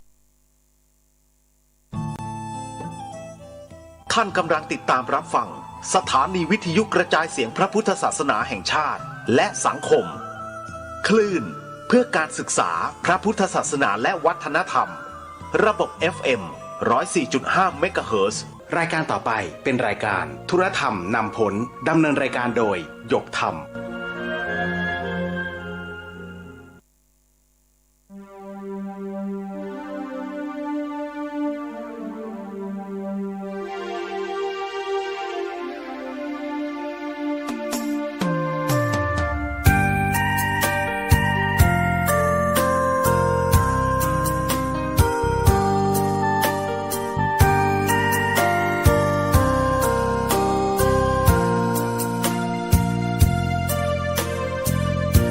หยุดนิ่งเย็นในไม่มีโต้ตอบสอบผ่านสบายฝึกจิตภายในได้มรรคคงธรรมสร้างสมบารมีมิให้ตกต่ำสภาวะธรรมส่องนำชีวิตหยุดโลภโกรธหลงปลงอนิจจังวางลงทุกสิ่งเมื่อจิตเรานิ่งเห็นธรรมทันทีแจ่มแจ้งรู้จริงพร้อมวิหารสี่จุดหมายเรามีอยู่ที่นิพพานทุรธรรมนำพ้นล้นด้วยปัญญายกธรรมเมตตานำพาสื่อสารสัจจะโยนิโสมนสิการองค์โพธิญาณประทานให้เราจับนอกมองในไตรลักษณ์ให้นายว วัฏฏะสงสารเวียนว่าอยู่นานพบผ่านแต่เศร้าหลุดพ้นอย่างไรบริหารจิตเอาพระพุทธเจ้าสอนเราเห็นทาง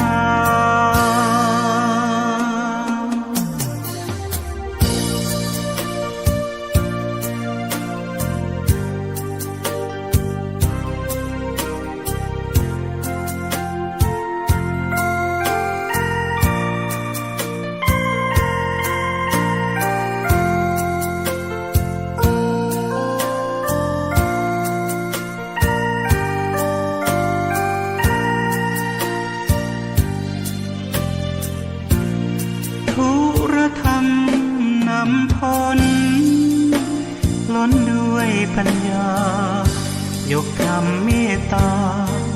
นำพาสื่อสารสัจจะโยนิโสมนสิการองค์โพธิญาณประทานให้เรา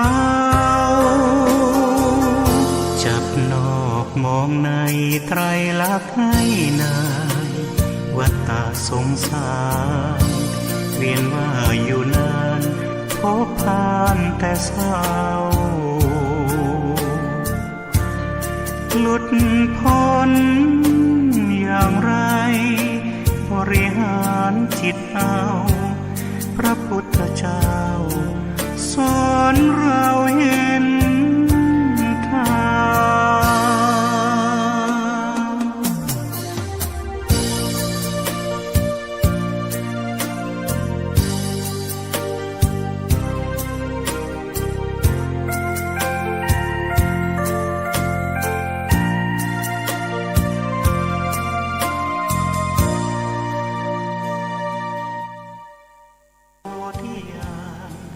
ประทานให้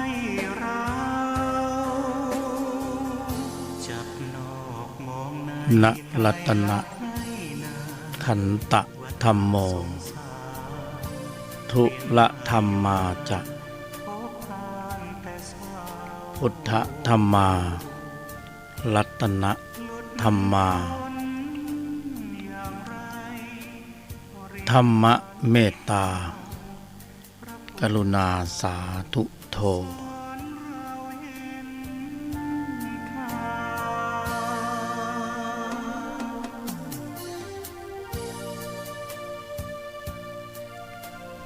อต้อนรับทุกท่านสู่ช่วงเวลาของทุละธรรมนำพ้นโดยผู้ดำเนินรายการยกธรรม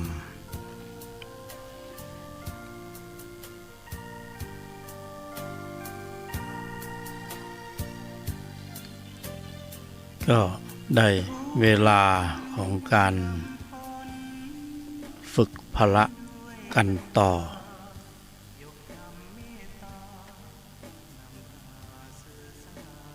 ได้เวลาของการฝึกฝนพละ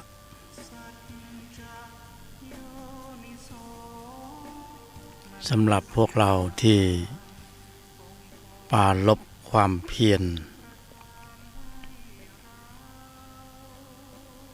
เพื่อความสมบูรณ์ถึงพร้อมของพละ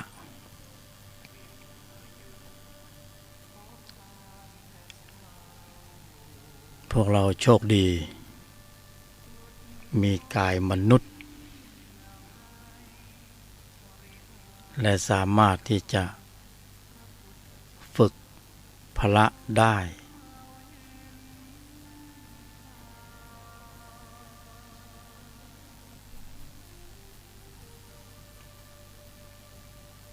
พละก็คือกระบวนการของจิต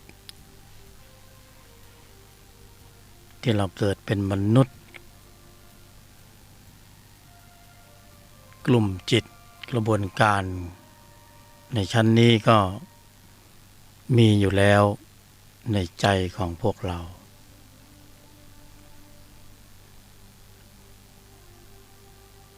แต่เราต้องมาฝึกให้พละนั้นมีกำลังมากขึ้น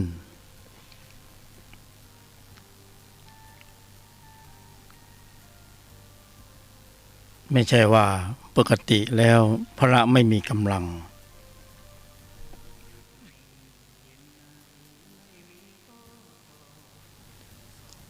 พละก็มีกำลังอยู่โดยปกติแต่ที่เราต้องปราลบความเพียรฝึกพละเป็นเป้าหมายเราต้องการที่จะให้พละในใจของเรามีความสมบูรณ์มากขึ้นกว่าเท่าที่มีอยู่ให้มีความสมบูรณ์มากขึ้นแข็งแกร่งแข็งแรงแหลมคมเท่าทันรอบรู้แยกแยะเช็ดล้างล้วงลึกถอดถอนอนุสัยคือเราต้องการให้มีกำลังมากขึ้นนั่นเองเพราะนั้นต้องมาฝึกเราก็อยู่ท่ามกลางความหลากหลายของข้อวัดปฏิบัติอันมากมายแต่ตอนนี้เราก็มากรอบเรากำหนดกรอบกระชับพื้นที่กระชับพื้นที่ให้แคบลงให้เหลือแค่องค์ความรู้ความเข้าใจเล็กๆ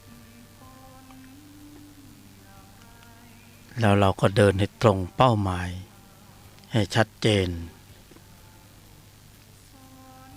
ว่าถ้าเราจะฝึกพละเราก็ฝึกมามากต่อมากแล้วแต่ถ้าจะให้ได้ผล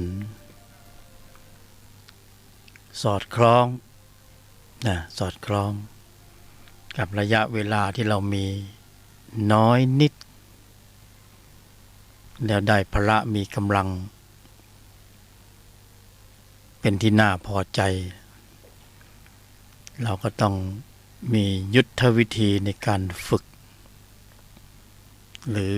ปฏิบัติธรรมที่มีมาตรฐานสำหรับใจเราที่พอที่จะ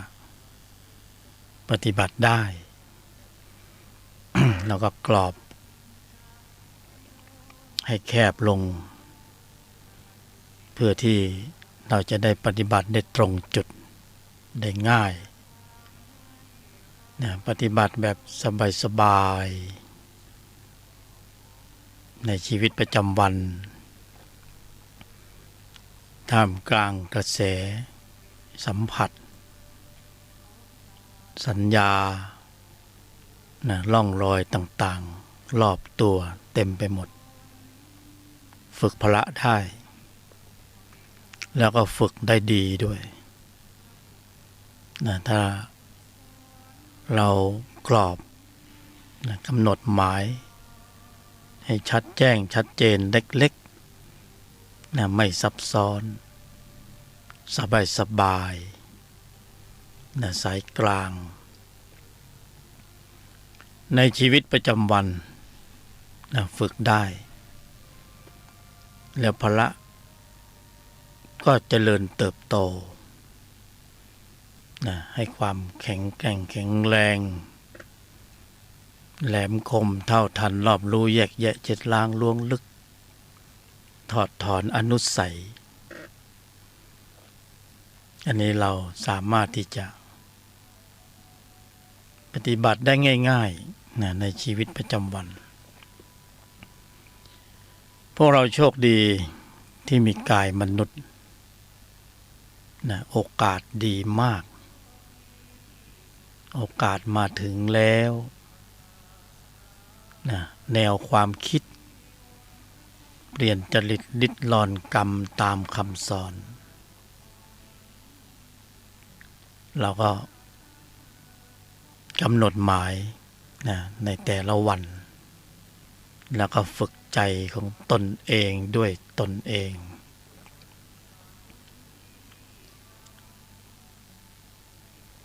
โลกที่เราอยู่มันเป็นโลกของข้อสอบนะเป็นสนามสอบเป็นสนามทดลอง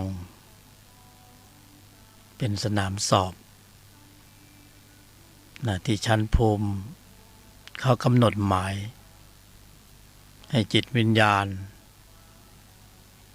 ได้มีโอกาสนะมาเชื่อมโยงกับกายมนุษย์แล้วจะได้นะทำธุระให้สมบูรณ์ในขณะเดียวกันท่านก็ให้ธุระโลกให้เราได้ดำเนินในขณะพร้อมกันนี้ก็ใครที่ปรารภความเพียรนะก็จะได้อีกหนึ่งธุระคือธุรธรรมในภายในถ้าเราเข้าถึงธุรธรรมในภายในเราก็จะเข้าใจความหมายนะความหมายของชีวิตว่าชีวิตเกิดมานะมันมีความหมายหรือบางคนก็ถามกันบอกว่าเกิดมาทำไมเกิดมาเพื่ออะไรนะธุลธรรมมีคำตอบเราจะเข้าใจความหมายของการเกิดเป็นมนุษย์วัตถุประสงค์แล้วก็ไม่สับสนแต่บางคนที่มีแต่ธุระโลกนะมีแต่ธุระโลกก็พอชีวิตถึงทางตันมันก็หาคำตอบไม่เจอนะเจอแรงกดดันทางธุระโลกต่างๆมากมายเศรษฐกิจสังคมการเมืองนะกฎบัตรกฎหมายความอยุติธรรมที่มนุษย์มันเล่นกันสนุกสนาน คือมันเบียดเบียนกันอย่างสนุกสนาน แต่คนมีแต่ธุระโลกมันก็จะสับสนบางคนก็เบื่อหน่ายแล้วก็ไปปิดชีพตัวเองเสียให้เรียบร้อยไม่ฆ่าตัวตายพอชีวิตถึงทางตันมันจนไม่มีกินลำบากแต่ถ้าในใจมีธุระธรรมนี่ยังพอมีคำตอบ คือไม่ถึงทางตันยังพอมีคำตอบมีเหตุผลมาคอยเยียวยาความรู้สึกเยียวยาใจของตัวเองด้วยตนเอง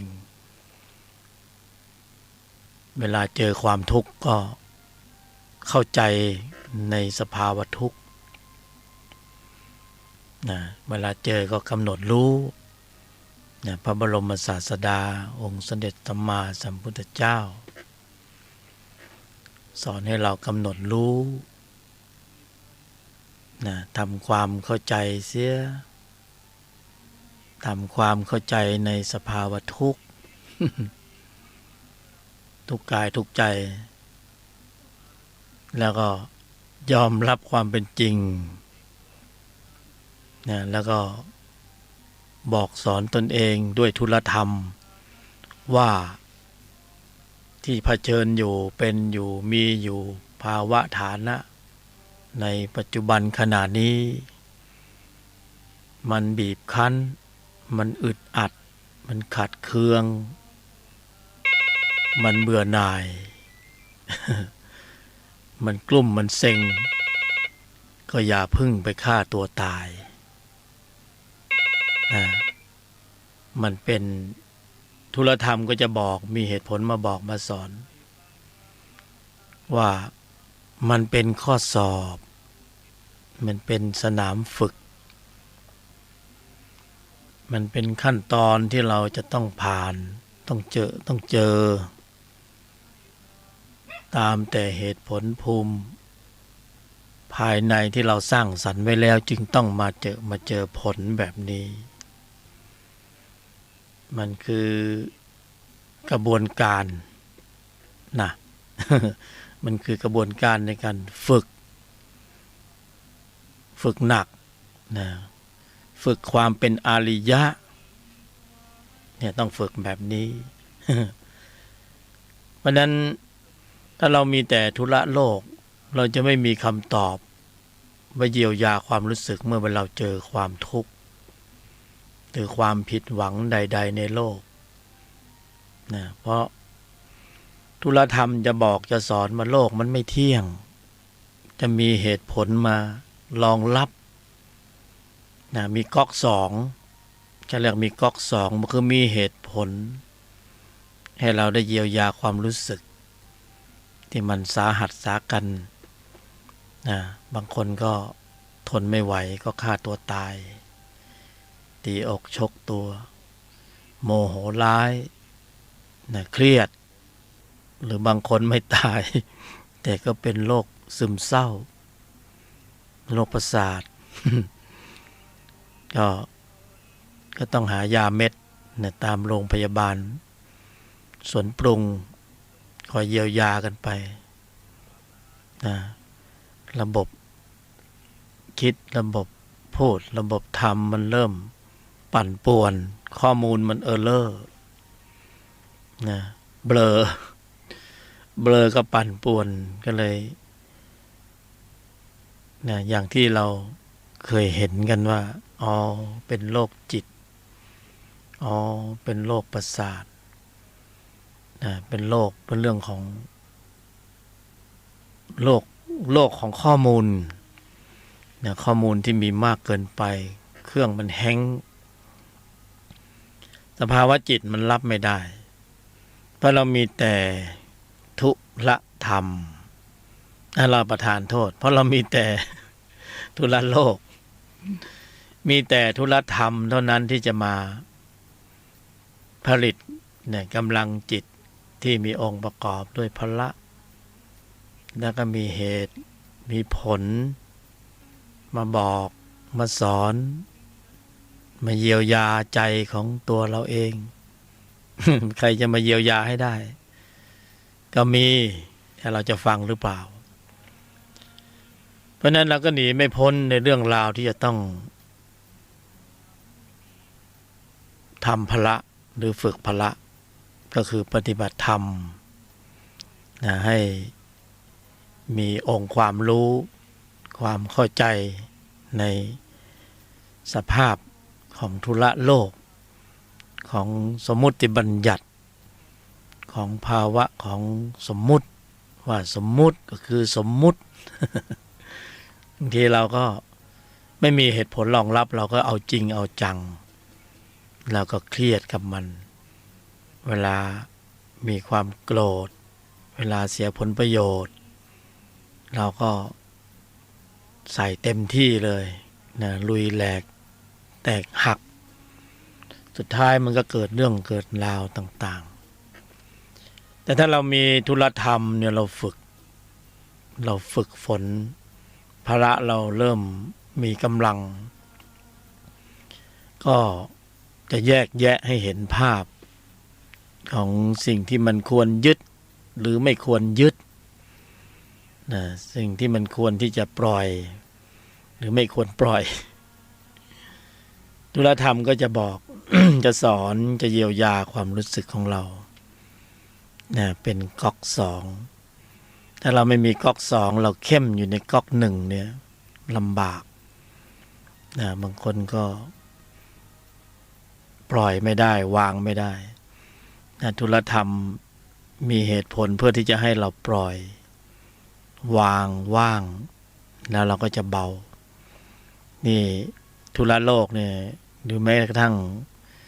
ระบบการเรียนการศึกษาในทางโลกมันส่งเสริมให้มีความยึด ความเข้มข้นในอัตตาตัวกู ให้มีกำลังมากขึ้นมันไม่ได้สอนเพื่อการปลดปลงปล่อยวางมันสอนให้ยึดสอนให้มีเหตุผลแบบโลกถกเถียงในแสดงอัตตาตัวกูออกมาเพราะนั้นทุลโลกอย่างเดียวมันจึงเป็นไม่มีอะไรรองรับ เวลาเราต้องเยียวยาด้วยในเหตุผลภูมิปัญญาธรรมเนี่ยเพราะนั้นก็ต้องดำเนินในทุลธรรมทุลธรรมก็เดินอยู่ในภายในทุลธรรมก็คือการทำใจทำจิตเป็นทุลธรรมทุลธรรมก็เปรียบเสมือน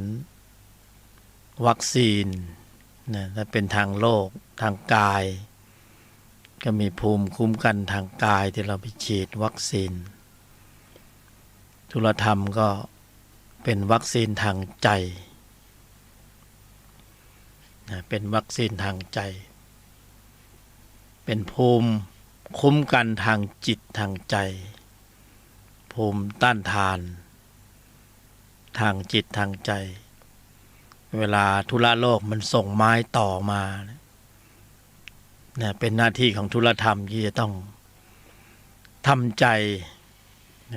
ยอมรับแล้วก็ตั้งมั่นให้ได้เผชิญเพราะเราอยู่ในทุลโลกเราต้องมีอยู่แล้วเสียหน้าเสียราคาเสียผลประโยชน์เสียความรู้สึกมีเหตุปัจจัยให้เราโกรธ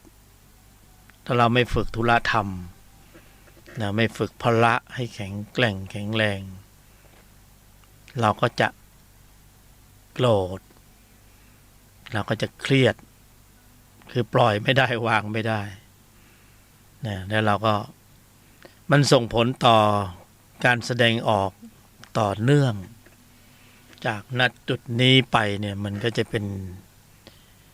การแสดงออกที่ล้มเหลวพอการแสดงออกที่ล้มเหลวเราก็จะต้องได้รับผลของมันอีกเพราะนั้นเราเบรกตัวเองเสียด้วยตนเอง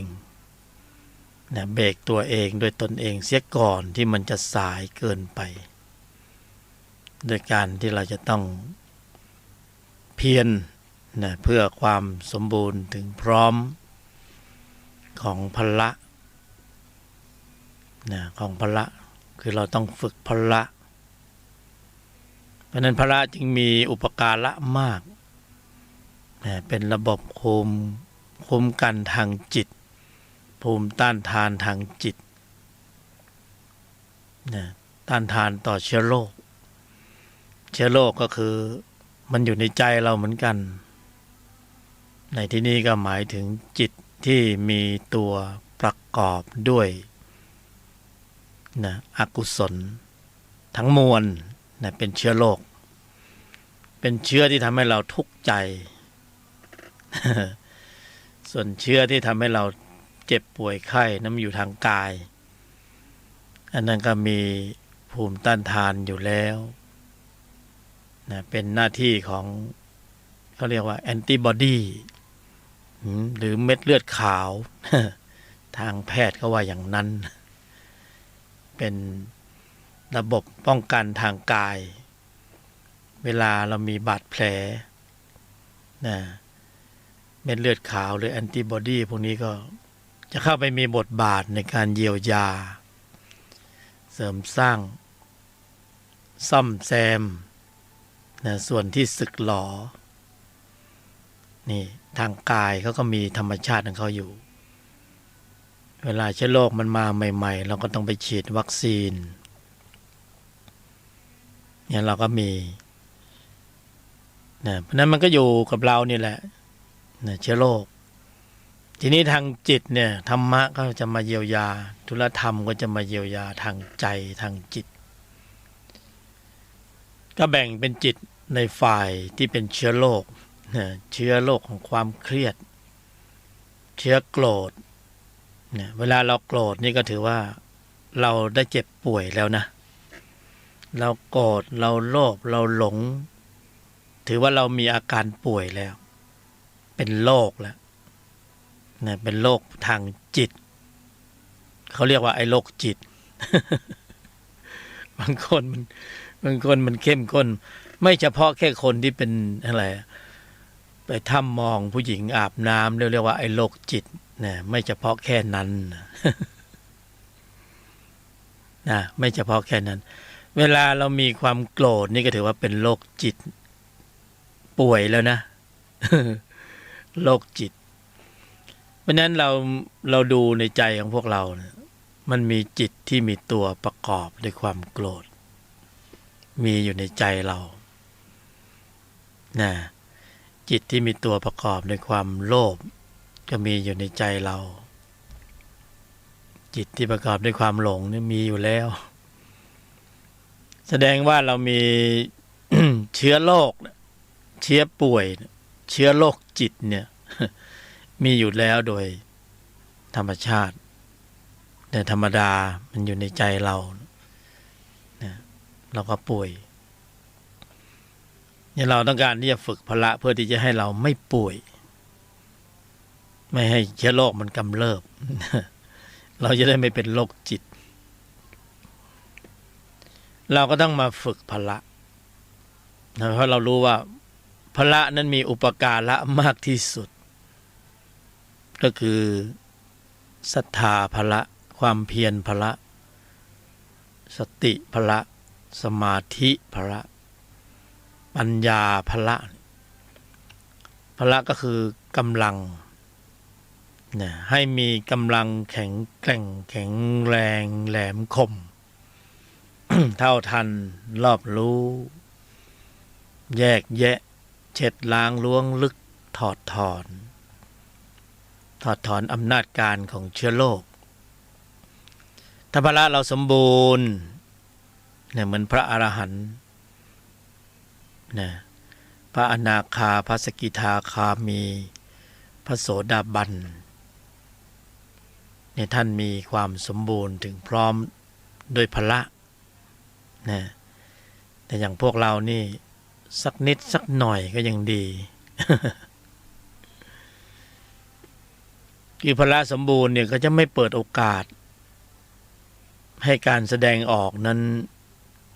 นะรั่วไหลนะรั่วซึมการแสดงออกก็จะต้องเป็นกุศล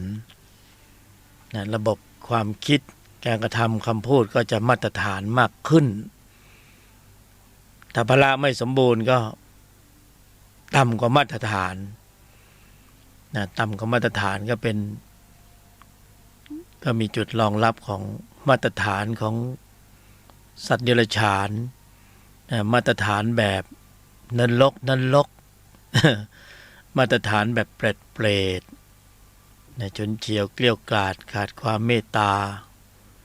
อันนี้ก็คือต่ำกว่ามาตรฐานคือต่ำกว่ามนุษย์ลงไปถ้ามีข้อมูลเหล่านี้มาก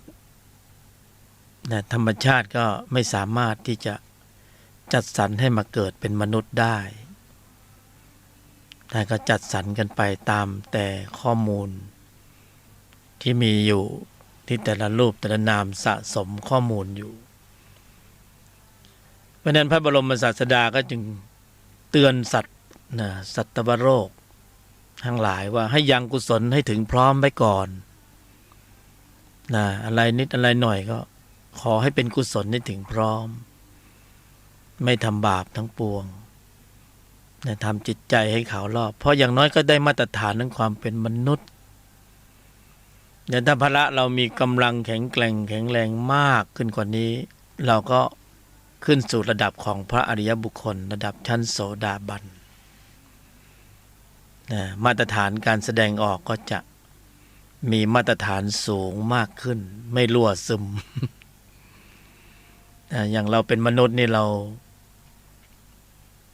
ครึ่งดิบครึ่งสุกครึ่งสัตว์ครึ่งประเสริฐเราก็มีจุดรั่วเรามาฝึกพละเพราะว่าเราต้องการที่จะไม่อยากให้รั่วแล้ว นะเราต้องการกรรมที่เป็นกรรมขาวไม่เอากรรมดำเราต้องการมาตรฐานความเป็นประเสริฐ แบบสัตว์ไม่เอาแล้วนะเพราะว่าเราใช้มาบ่อยการกระทำมีผลตอบแทนคือเราใช้บ่อยๆมันเกิดความเคยชินขึ้นมาใครจะช่วยเราได้ เมื่อเราจะต้องไปอยู่ในภาวะฐานะเนี่ยของนรกของเปรตของสัตว์เดรัจฉานเนี่ยเพราะนั้นไปจากการแสดงออกทั้งนั้นเลยในสมัยที่เรามีกายมนุษย์ที่เรามาฝึกพละนี้เราต้องการที่จะให้มาตรฐานสูงขึ้นโดยการเข้าสู่ธุลธรรมในภายในมีคนน้อยคนที่สนใจแบบนี้น้อยมากคนส่วนมากก็ไปธุระโลกเสียเป็นส่วนมากเขาไม่มาสนใจมานั่งฟังธุลธรรมหรอก มันไม่เกิดการไม่เกิดรายได้ไม่ได้เงินเสียเวลาเขาว่างั้นนะเพราะนั้นก็มีคนน้อยมากที่มันสนใจศึกษาเอาจริงเอาจังกับธุลธรรมในภายในนะเป็นคำพูดที่เพราะนะสำหรับมนุษย์ผู้ต้องการจะอัปเกรดนะมาตรฐานของความเป็นมนุษย์สูงขึ้นเกินกว่าความเป็นมนุษย์ขึ้นไปนะก็คือต้องเพิ่มปริมาณข้อมูลจิตที่มีองค์ประกอบด้วยกุศลนะคือพละนี่เองนี่เพราะฉะนั้นการเพิ่มปริมาณข้อมูลจิตที่มีองค์ประกอบด้วยกุศลในระดับชั้นนี้เนี่ยเป็นผลนะเราก็ต้องทำเหตุนะไม่ปรุงเหตุถ้าจะเอาผลมันก็ไม่ได้เหตุของการปรุงการบริหารเนี่ยการบริหารการปฏิบัติธรรมนี่มีเหตุก็จะมีหลักการในการปฏิบัติเล็กๆง่ายๆสบายๆสายกลางแล้วก็เป็นไปในชีวิตประจำวันไม่ค้านแย้งไม่ต้องหนีโลกไม่ต้องหนีสังคมไม่ต้องปลีกออกจากครอบครัวไปอยู่ในป่าไม้อยู่กับน้ำตกอยู่กับถ้ำอย่างนั้นเราไม่มีเวลา เราไม่มีเวลาไปแน่ๆใช่ไหมว่าเราต้องอยู่กับอะไรสิ่งแวดล้อมเรามีอะไรนะพ่อแม่พี่น้องลูกหลานหน้าที่การงานลูกพี่ลูกน้องเจ้านายนะสารพัดการบริหารจัดการเรื่องธุรกิจธุรโลกการงานการเงินหนี้สินนะธนาคารไฟแนนซ์ เยอะแยะเต็มไปหมดเราจะไปปฏิบัติอย่างนั้นเราก็ไม่มีเวลา ไม่มีเวลาไปก็ได้2 วัน 3 วันก็ต้องกลับซึ่งเรามาปฏิบัติธรรมแบบเวลาไม่มีนะไม่มีเวลาเราก็คงไม่มีเวลาได้ไปป่าไม้นะในถ้ำน้ำตกเราก็ต้องอยู่นะเมื่อเราต้องอยู่อย่างนี้มีธรรมที่คู่ควรแก่กันสอดคล้องในชีวิตประจำวันนะน่าสนนะสนไหม สนหรือเปล่านะไม่ต้องมาเชื่อไม่ใช่มาอุตริไม่ใช่มาชี้นำให้ท่านหลงทางแต่ก็ทำได้จริงๆเอาไปพิจารณานะอย่าเพิ่งมาเชื่อธรรมะตามสั่งข้างถนนนะแต่ก็ไม่แน่นะอาหารตามสั่งข้างถนนก็ผัดทำอยู่อย่างเดียวเฉพาะทางก็จะอร่อยนะ ไม่ต้องเชื่อนะนี่เอาไหมน่าสนใจไหม มีคนสนใจน้อยมากส่วนมากเขาจะไปธรรมะแบบที่ว่าเนี่ยคือเอาแบบไม่มีเวลาแล้วโอ้โหอยากจะไปกันเหลือเกินแต่เป็นธรรมะที่ไม่มีการเวลานะไม่มีเวลากับไม่มีการเวลาคนละอย่างคือไม่มีการเวลาก็คือจะปฏิบัตินึกจะปฏิบัติในขณะนี้ก็ปฏิบัติได้เลยทันทีทันใดเพราะอาศัยโลกสัมผัสนะธรรมะที่เขาจะไปอยู่ป่าอยู่ดอยกันเนี่ยเขาไม่ชอบสัมผัสนะแต่ธรรมะชั้นนี้ชอบสัมผัสชอบข้อสอบชอบถูกสอบถูกลองชอบถูกกระทบกระทั่งกระทุ้งกระเทือนชอบถูกเขาด่าเขาว่าเขาแซวเขาชอบ สติจะต้องเท่าทันคือใช้ความเท่าทันสูงมากสติเขาจะบอกไว้เลยถ้าอยู่ในธุลธรรมแนวทางนี้นะเขาจะบอกเลยเขาบอกว่าข้อสอบมาแล้วเขาจะบอกตรงนี้ก่อนเพราะถ้าเราไม่มีสติระลึกขึ้นได้บอกว่าข้อสอบมาแล้วเนี่ยเราจะอินเข้าไปในธุระโลกนะเราอินเข้าไปแล้วเราก็จะบอกว่ากูถูกกระทบกูเสียหน้ากูเสียราคากูเสียผลประโยชน์กูต้องโต้ต้องตอบต้องเครียดต้องแค้นต้อง ปะทะต้องลุยแหลกต้องแตกหักเงี้ยอันนี้คือวัฒนธรรมของจิตเดิมจิตที่แบบมีแบบธุระโลกยอมไม่ได้หยุดไม่ได้เย็นไม่ได้แต่ตายได้ จริงไหมเอาพวกเราว่าจริงเปล่าล่ะเราไปดูในสื่อสินี่เวลาเสียผลประโยชน์โลกอยู่ในวัฒนธรรมดั้งเดิมก็คือธุระโลกใช่ไหมมันไม่มีธุระธรรมไว้รองรับไม่มีเหตุผลไว้กันไว้กรองไว้รองรับแล้วอนุมัติการแสดงออกไม่มีนะเสียหน้าเสียราคาเสียผลประโยชน์เสียความรู้สึกเสียเก้าอี้เสียเกียรติเสียฟอร์มเนี่ยคือมันอยู่ในร่องรอยในทิศทางเนี่ยมันเพาะบ่มอนามัยของอัตตาตัวกูให้หนาแน่นแข็งแรงหักล้างยาก ต้องทำหน้าทำตามันเพาะบ่มอัตตาตัวกูหนักข้อขึ้นทุกวันทุกวันทุกวันทุกวันทีนี้มาโดนกระทบเสียผลประโยชน์สติตนนั้นไม่เกิดไงสติตนนั้นน่ะพละมันสติพละไม่เกิด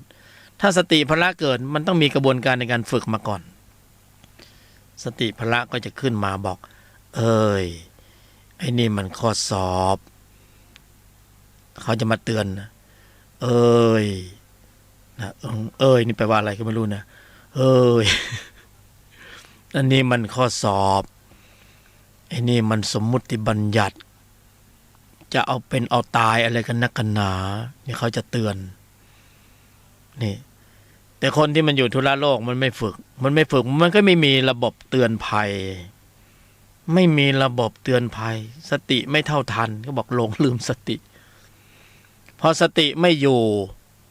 นะก็เสียสตางค์ไงสติไม่อยู่นะทำในฝ่าย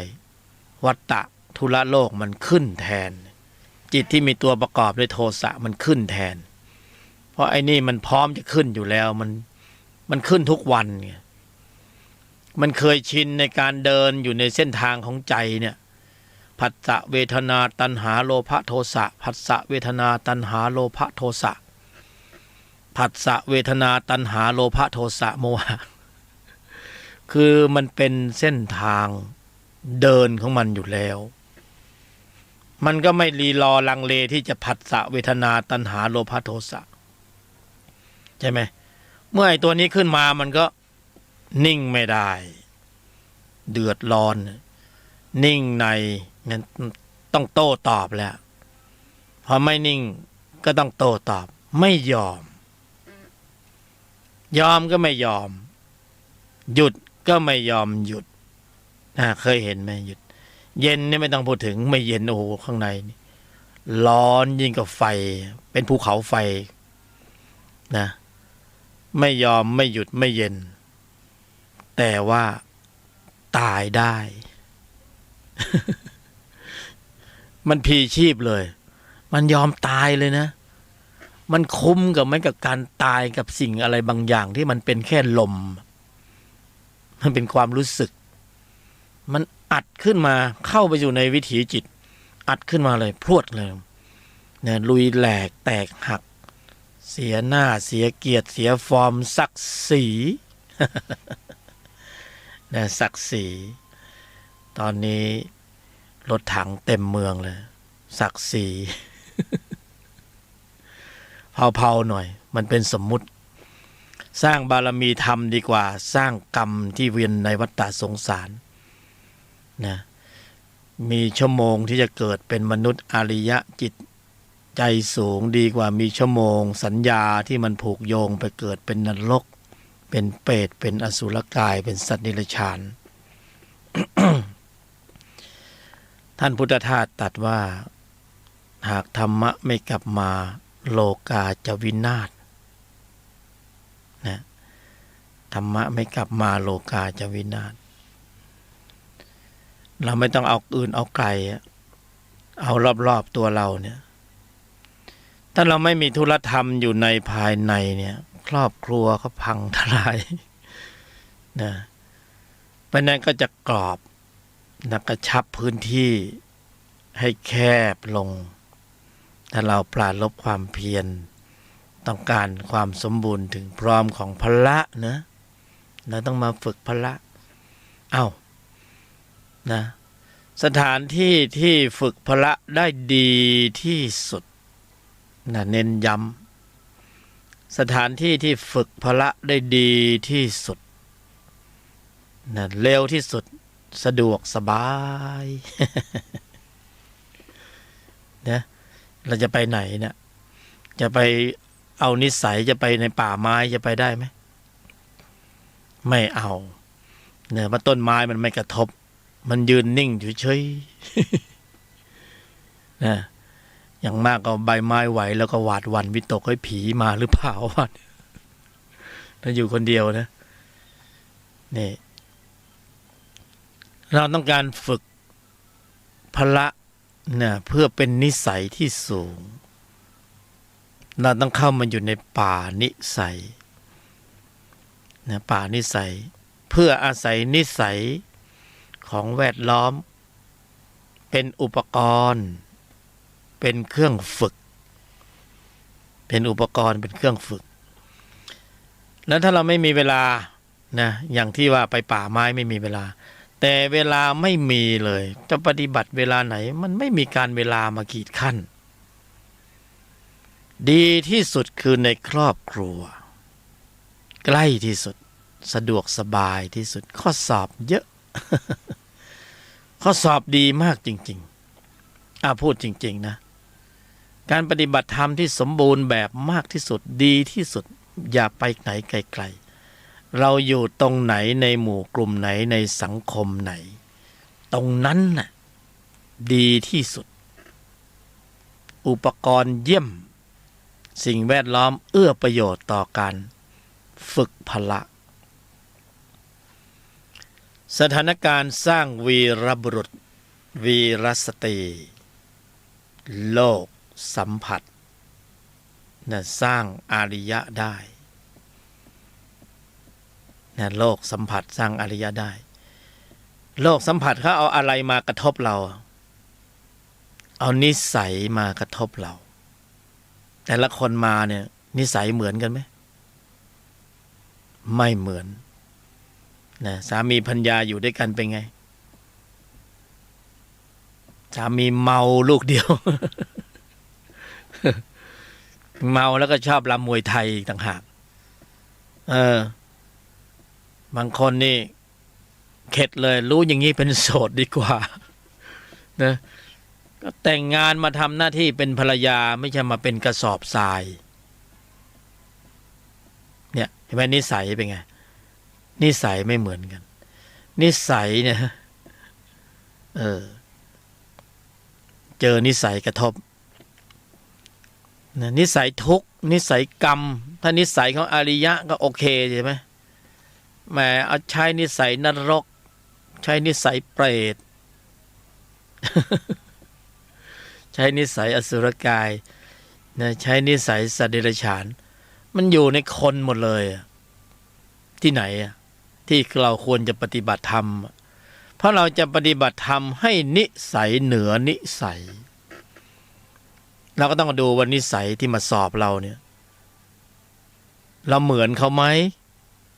อยู่ในแนวเดียวกันไหมไปด้วยกันได้ไหมผัวก็ขายยาบ้าเมียก็ขายยาบ้าไปด้วยกันได้แต่สุดท้ายก็ไปติดคุกติดตารางด้วยกันนี่แต่ไปถึงในคุกในตารางแยกเหล่าเพราะผู้หญิงไปที่หนึ่งผู้ชายไปที่หนึ่งนิสัยเหนือนิสัยเราต้องการนิสัยนะ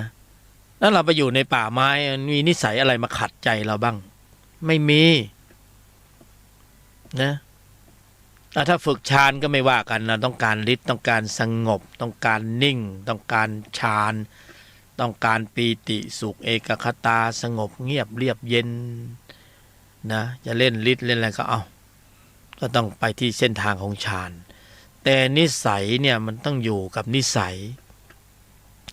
แล้วเร็วมากเร็วนะไม่ใช่ว่าเร็วความเร็วสูงถ้าเราคัดท้ายดีๆนี่คัดท้ายดีๆอยู่กับนิสัยของวัฏฏะถ้าวันหนึ่งเรารู้สึกว่าเขาโกรธเก่งเหลือเกินเขาเข้มข้นในความเข้มข้นของความโกรธมีปริมาณความเข้มข้นสูงแล้วเราก็ยังโต้ตอบปะทะคารมด้วยโต้ไปโต้มาเราก็แสดงความโกรธมันก็พันเดียวกันอีกแต่วันใดที่เรากระทบกระทั่งกระทงกระเทือนแล้วเรารู้สึก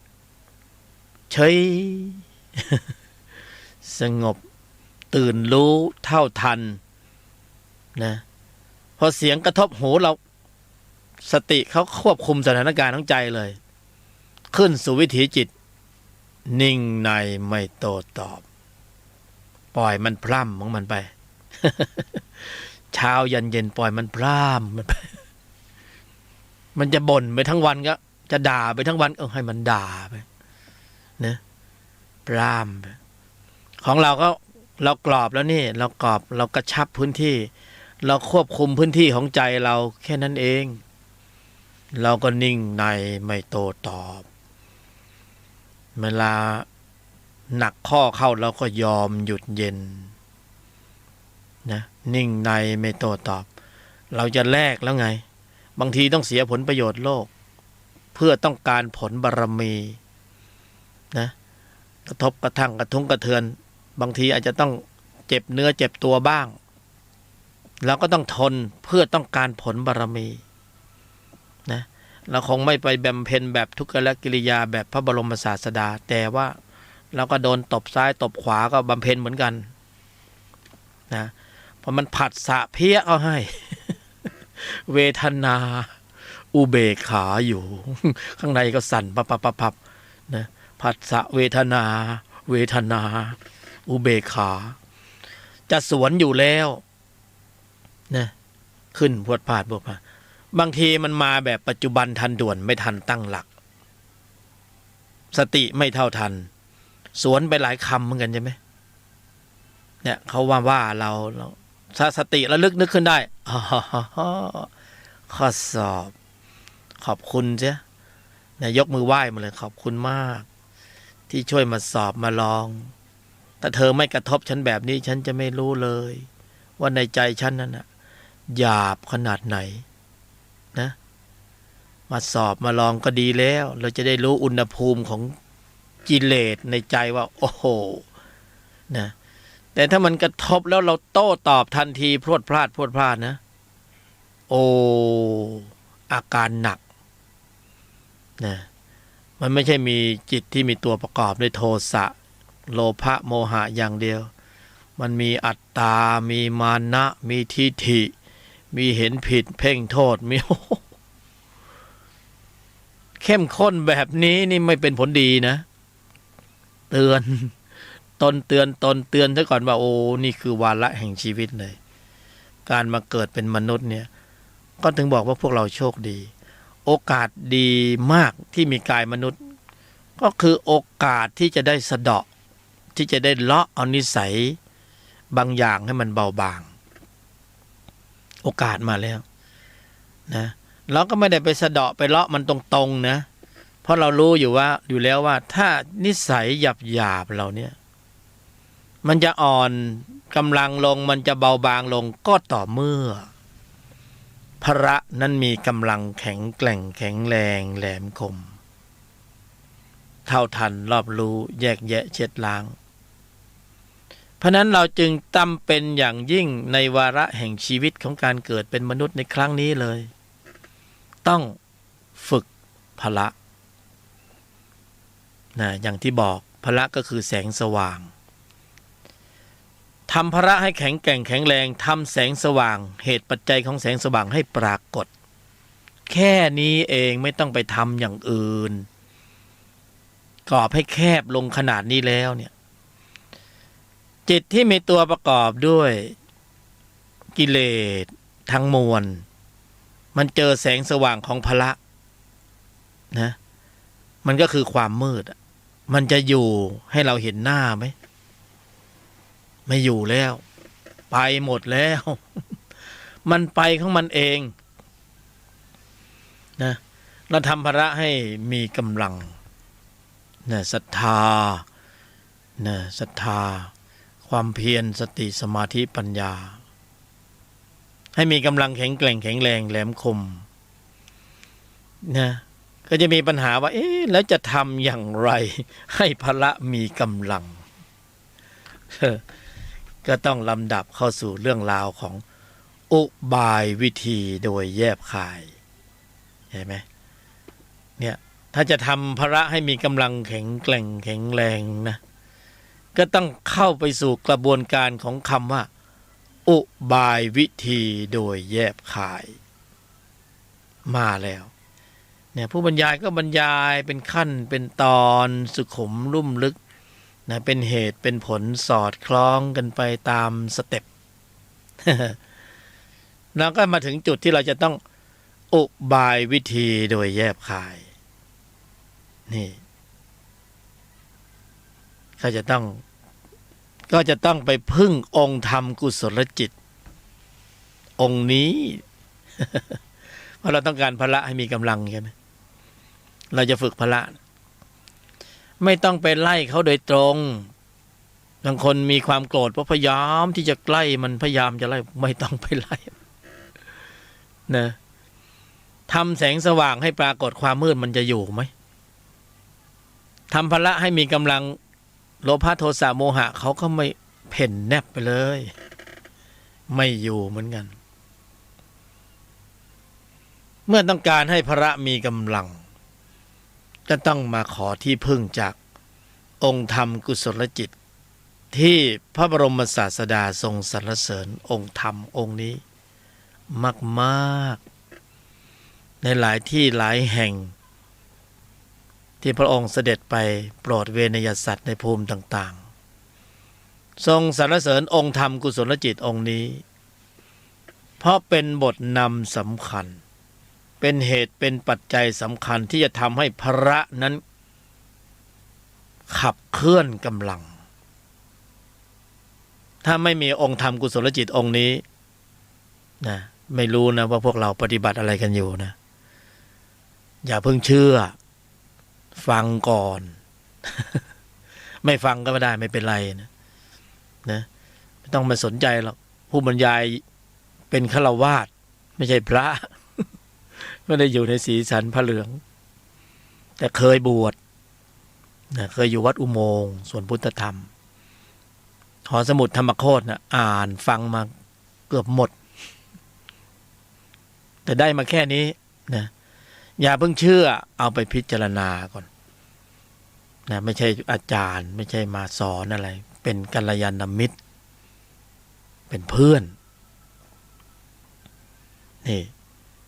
พ ระบรมศาสดาสรรเสริญองค์ธรรมกุศลจิตองค์นี้มากที่สุดเมื่อก่อนเราก็ศึกษาธรรมะแล้วเราก็ผ่านไปผ่านมาไม่ได้สนใจนะ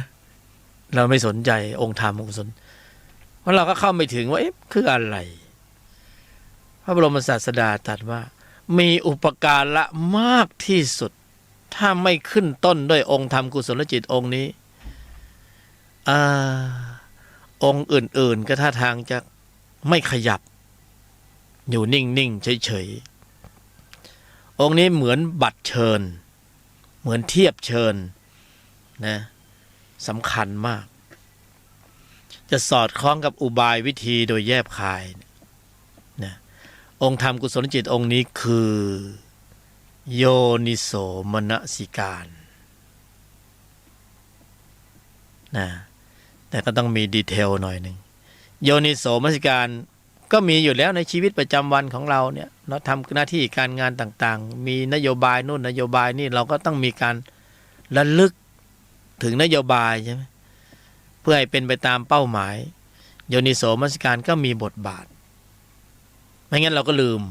พอไม่ระลึกขึ้นไม่กระทำไว้ในใจขึ้นองค์ธรรมอื่นก็ไม่ขึ้นเพราะนั้นก็จะต้องมีกรอบกำหนดกรอบของโยนิโสมนสิการว่าโยนิโสมนสิการรับชอบในกรอบไหนในความกว้างความยาวความหนาความลึกในกรอบเนี่ยอยู่ในกรอบไหนนะเพื่อที่จะให้เล็งผลไปสู่เป้าหมายคือพละห้าปกติชีวิตประจำวันพวกเราทำหน้าที่การงานพละก็ทำหน้าที่อยู่แล้วแต่นะเราต้องการเฉพาะทางนะหมอเราต้องการหมอเฉพาะทางโรคหัวใจโรคศัลยกรรมประสาทนะเฉพาะทางโรคผิวหนังอะไรก็ว่าไปเราไม่คงจะไม่ปรูพรมนะบางทีเราก็ไปหาหมอไม่ตรงโรคเพราะนั้นเฉพาะทางการปฏิบัติธรรมก็เช่นเดียวกันเรากรอบให้แคบลงอยู่ในเฉพาะทางนะในเรื่องของการเฉพาะทางเรื่องการกำหนดควบคุมระบบแสดงออกอันนี้คือถ้าเรากำหนดในกรอบของการควบคุมการแสดงออกเริ่มแล้วนะเริ่มนะเมื่อก่อนนี่เราไม่ได้อยู่ในเส้นทางของมรรคหรอกเราอยู่ในเส้นทางของมั่ว นะเส้นทางไหนมาเป็นสิ่งเรายั่วยวนให้เราไปเราก็ไปหมดใช่ไหมเรามั่วนิ่มนะภาษาเหนือเขาเรียกแกงโฮนะแกงโฮมั่วแต่นี้เรากำลังกรอบเพื่อจะปรับเส้นทางเข้าสู่แนวทางของอริยมรรคมีองค์8เราเริ่มเบนเข็มทิศแล้วเราหมุนเข็มทิศของเราตั้งลำเข้าสู่แนวทางของอริยมรรคมีองค์8โอ้พูดถึงตรงนี้ขนลุกเลยตั้งโยนิโสมนสิการในกรอบของการกำหนดหมายเพื่อควบคุมระบบแสดงออกเรากำลังปรับทิศทางญาณของเราเนี่ยเข้าสู่แนวทางของอริยมรรคมีองค์8เพราะแต่เดิมเนี่ยเราไม่ได้ปรับทิศทางเข้าทิศทางนี้นะเราไม่ได้อยู่ในกรอบของการควบคุมระบบแสดงออกเนี่ยเรามั่วไปหมดเลยนะ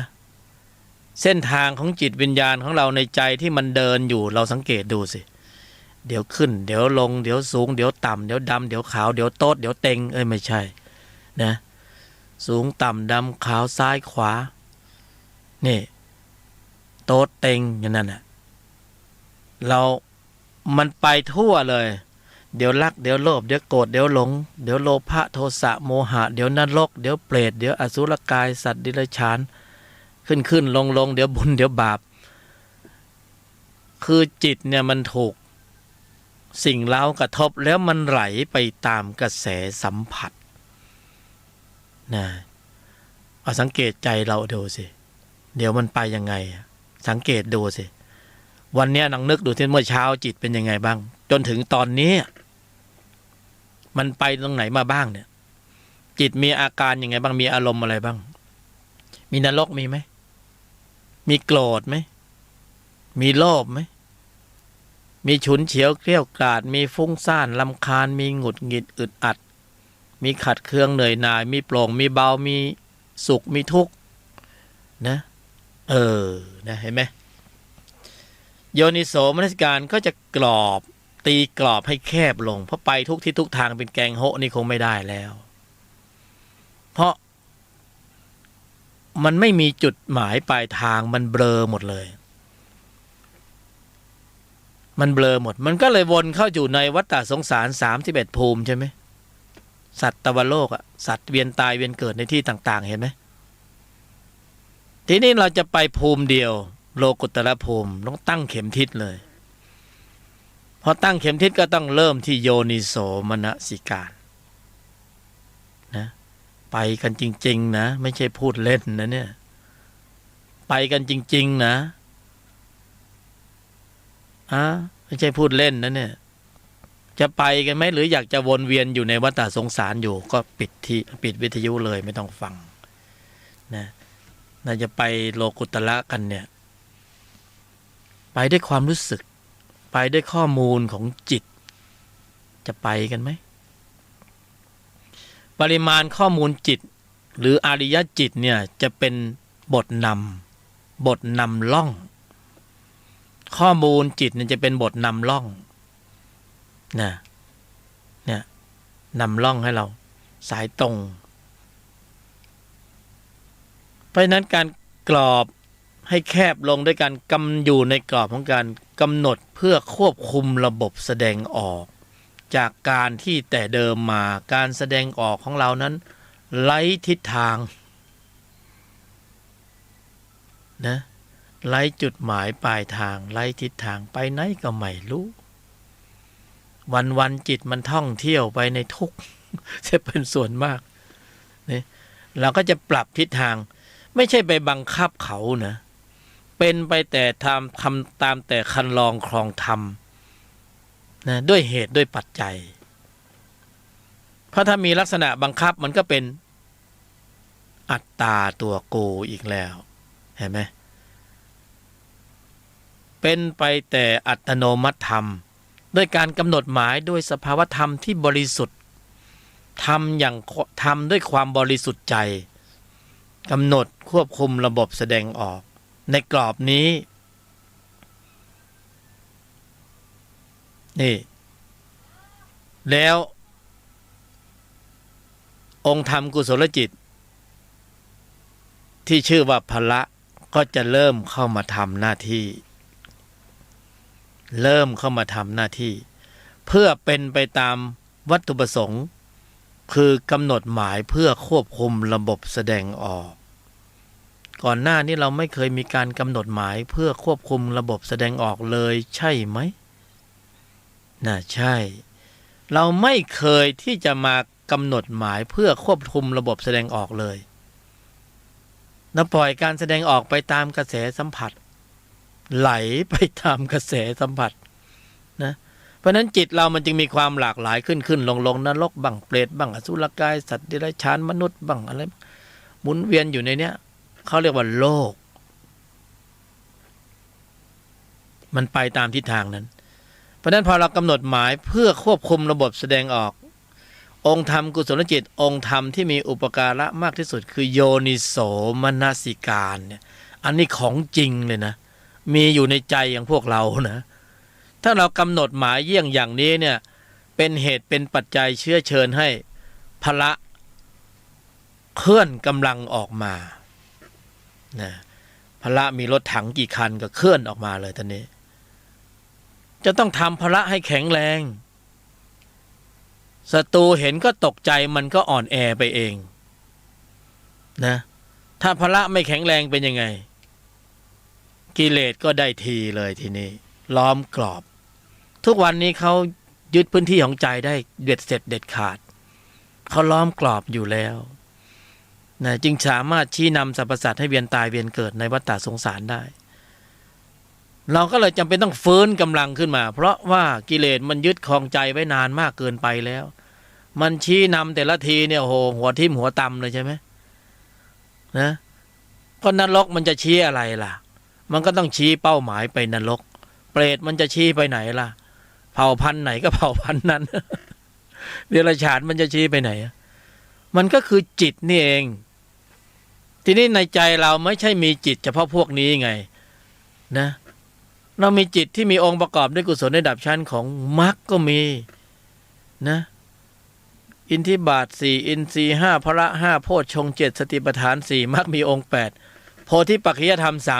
37มีครบองค์ประชุมเลยแต่ว่าไม่มีกำลังไม่รวมเป็นหนึ่งก็ไม่สามารถจะทำอะไรได้นะทำไมพระบรมศาสดาต้องตัดมัคคสมังคีเอกญมัคโคปฏิปทารวมเป็นหนึ่งมีกำลังมากขยายออกมาแล้วคือโพธิปัจจะธรรม37อยู่ในนี้หมดเลยเพราะนั้นกำหนดหมายควบคุมการแสดงออกคือการขับเคลื่อนกำลังจิตที่มีองค์ประกอบด้วยกุศลนะน้องๆโพธิปัจจะธรรม37เลยฟังดูก็ธรรมดาแต่ว่าอานุภาพนะกำลังขับนั้นสูงมากถึงบอกว่าพวกเราโชคดีที่มีกายมนุษย์เพราะกายมนุษย์ปรุงโพธิปัจจะธรรม37ได้ด้วยการเริ่มต้นด้วยอุบายวิธีโดยแยบคายมันจะตรงข้ามกับเล่ห์เหลี่ยมเพทุบายนะพาวนเข้าไปในวัฏสงสารนะทุกข์แล้วทุกข์อีกจนเคยชินกับความทุกข์แล้วก็รู้สึกว่าชีวิตนี้กับความทุกข์เป็นของคู่กันสุขคงจะหายากนี่ชินนะพาวนไปด้วยเล่ห์เหลี่ยมเพทุบายนี่จะออกจากวังวนตรงนั้นได้ด้วยอุบายวิธีโดยแยบคายกำหนดหมายใช้การแสดงออกล้างการแสดงออกใช้นิสัยละนิสัยมาฝึกนิสัยเราจะพิสูจน์ทราบว่าใจเราเนี่ยอยู่ในชั้นไหนก็ไอตอนที่มันโดนกระทบผัสสะแล้วมันเกิดอาการอะไรขึ้นแล้วเราแสดงออกไปอย่างไงสติมีความเท่าทันควบคุมสถานการณ์การแสดงออกได้รวดเร็วขนาดไหนเราก็จะพิสูจน์ได้ตรงนี้แหละตรงผัสสะเวทนาเราจะม้วนเข้าสู่วังวนแห่งวัฏฏะเหมือนเดิมหรือเราจะขยายมันออกขับเคลื่อนกำลังของธรรมจักรในภายในตรงนั้นเลยตรงที่กระทบสัมผัสนะโลกสัมผัสสถานการณ์สร้างวีรบุรุษวีรสตรีนะโลกสัมผัสจะสร้างอริยะจริงๆถ้าจะเป็นอริยะเนี่ยมันพลิกเขาเรียกว่าพลิกจิต ใช้ศัพท์พลิกจิตพลิกสถานการณ์ของใจที่กำลังจะเป็นฆาตกรด้วยแรงขับของจิตที่มีตัวประกอบด้วยโทสะมูลจิตอัดแรงขึ้นมาเลยส่งผลสู่ระบบการแสดงออกมันบอกว่าให้ทำลายล้างให้ใช้ความรุนแรงให้ฉุนเฉียวเกลี้ยวกล่อมขาดความเมตตานะเสี้ยววินาทีณลมหายใจนั้นไม่มีใครช่วยใครได้แต่ถ้าฝึกธุลธรรมมาก่อนฝึกพละมาก่อนความรวดเร็วของจิตที่มีองค์ประกอบด้วยกุศลก็คือสติพละจะวิ่งขึ้นสู่วิถีจิตแล้วสกัดกั้นจิตที่มีตัวประกอบด้วยโทสะตัวนั้นให้มันสงบระงับลงก่อนที่มันจะผลักดันให้เกิดการแสดงออกที่รุนแรงเป็นอกุศลขนาดนั้นเลยนะความเร็วสูงมากถ้าพวกเราได้สัมผัสนะ สามารถสัมผัสได้ในใจของคนทุกคนความเร็วสูงมากสติพละมีกำลังสูงมากขอให้ฝึกเถิดเกิดมาเป็นมนุษย์ครั้งนี้ถ้าไม่ได้สัมผัสสภาวะความรู้สึกของการเคลื่อนกำลังของสติพละนี่นะแม่โอ้ยจะพูดยังไงดีนะเกิดมาทั้งทีไม่ได้สัมผัสตรงนี้นี่นะแม่ไม่รู้จะเปรียบยังไงเสียโอกาสอย่างร้ายแรงแล้วไม่ใช่ว่ายากนะแล้วฝึกในชีวิตประจำวันจนพละมีกำลังมากขึ้นเนี่ยเขาจะเข้าควบคุมสถานการณ์ของใจทั้งหมดเลยนะเข้าควบคุมสถานการณ์ของใจไว้จิตที่มีตัวประกอบด้วยโลภะโทสะโมหะหงอลงไปทันทีขึ้นไม่ได้เมื่อขึ้นไม่ได้ก็ไม่สามารถชี้นำสัตตานังหรือผู้แสวงการเกิดอย่างเราเนี่ยไปสู่อบายภูมิได้เหมือนเดิมเขาขึ้นสู่วิถีจิตไม่ได้เขาชี้นำการแสดงออกไม่ได้เขาไม่สามารถจะนำพาให้เราไปเกิดในตำแหน่งที่มีภาวะฐานะเป็นนรกเป็นเปรตเป็นอสุรกายได้อีกต่อไปนะเมื่อเราไม่มีตำแหน่งเกิดนรกก็เกิดไม่ได้นะสัตว์เดรัจฉานก็ไปเกิดไม่ได้นะไม่ต้องเสียดายนะ เปรตก็ไปเกิดไม่ได้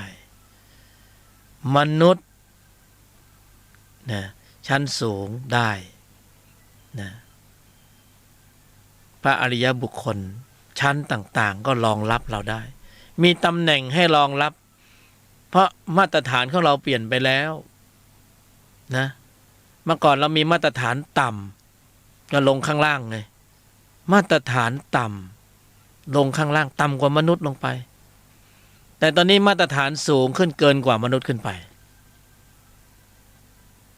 เราเป็นพระอริยบุคคลได้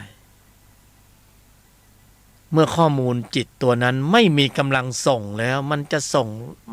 งยังไงก็ส่งไปไม่ได้เพราะไม่มีกำลังแรงขับเขาไม่มีกำลังแต่ตอนนี้เนี่ยในใจเราเนี่ยเขามีแรงขับเขาจะส่งเราไปเกิดในนรกเขาก็ไปได้เพราะกำลังมันมีอยู่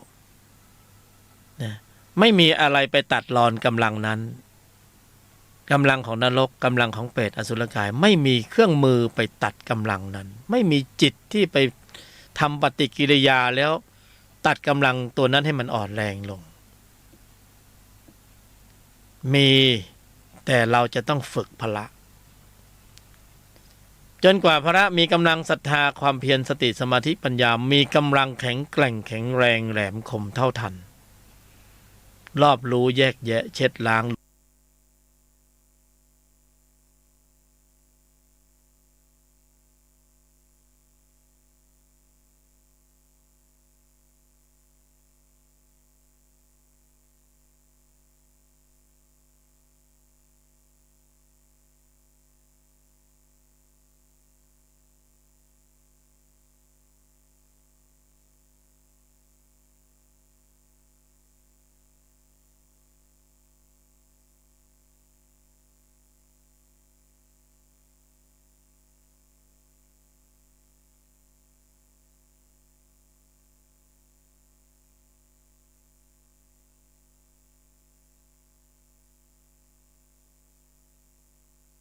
เปรียบเทียบเห็นว่าเราอยู่ในประเภทไหนแล้วให้เราระมัดระวังให้เราสำรวม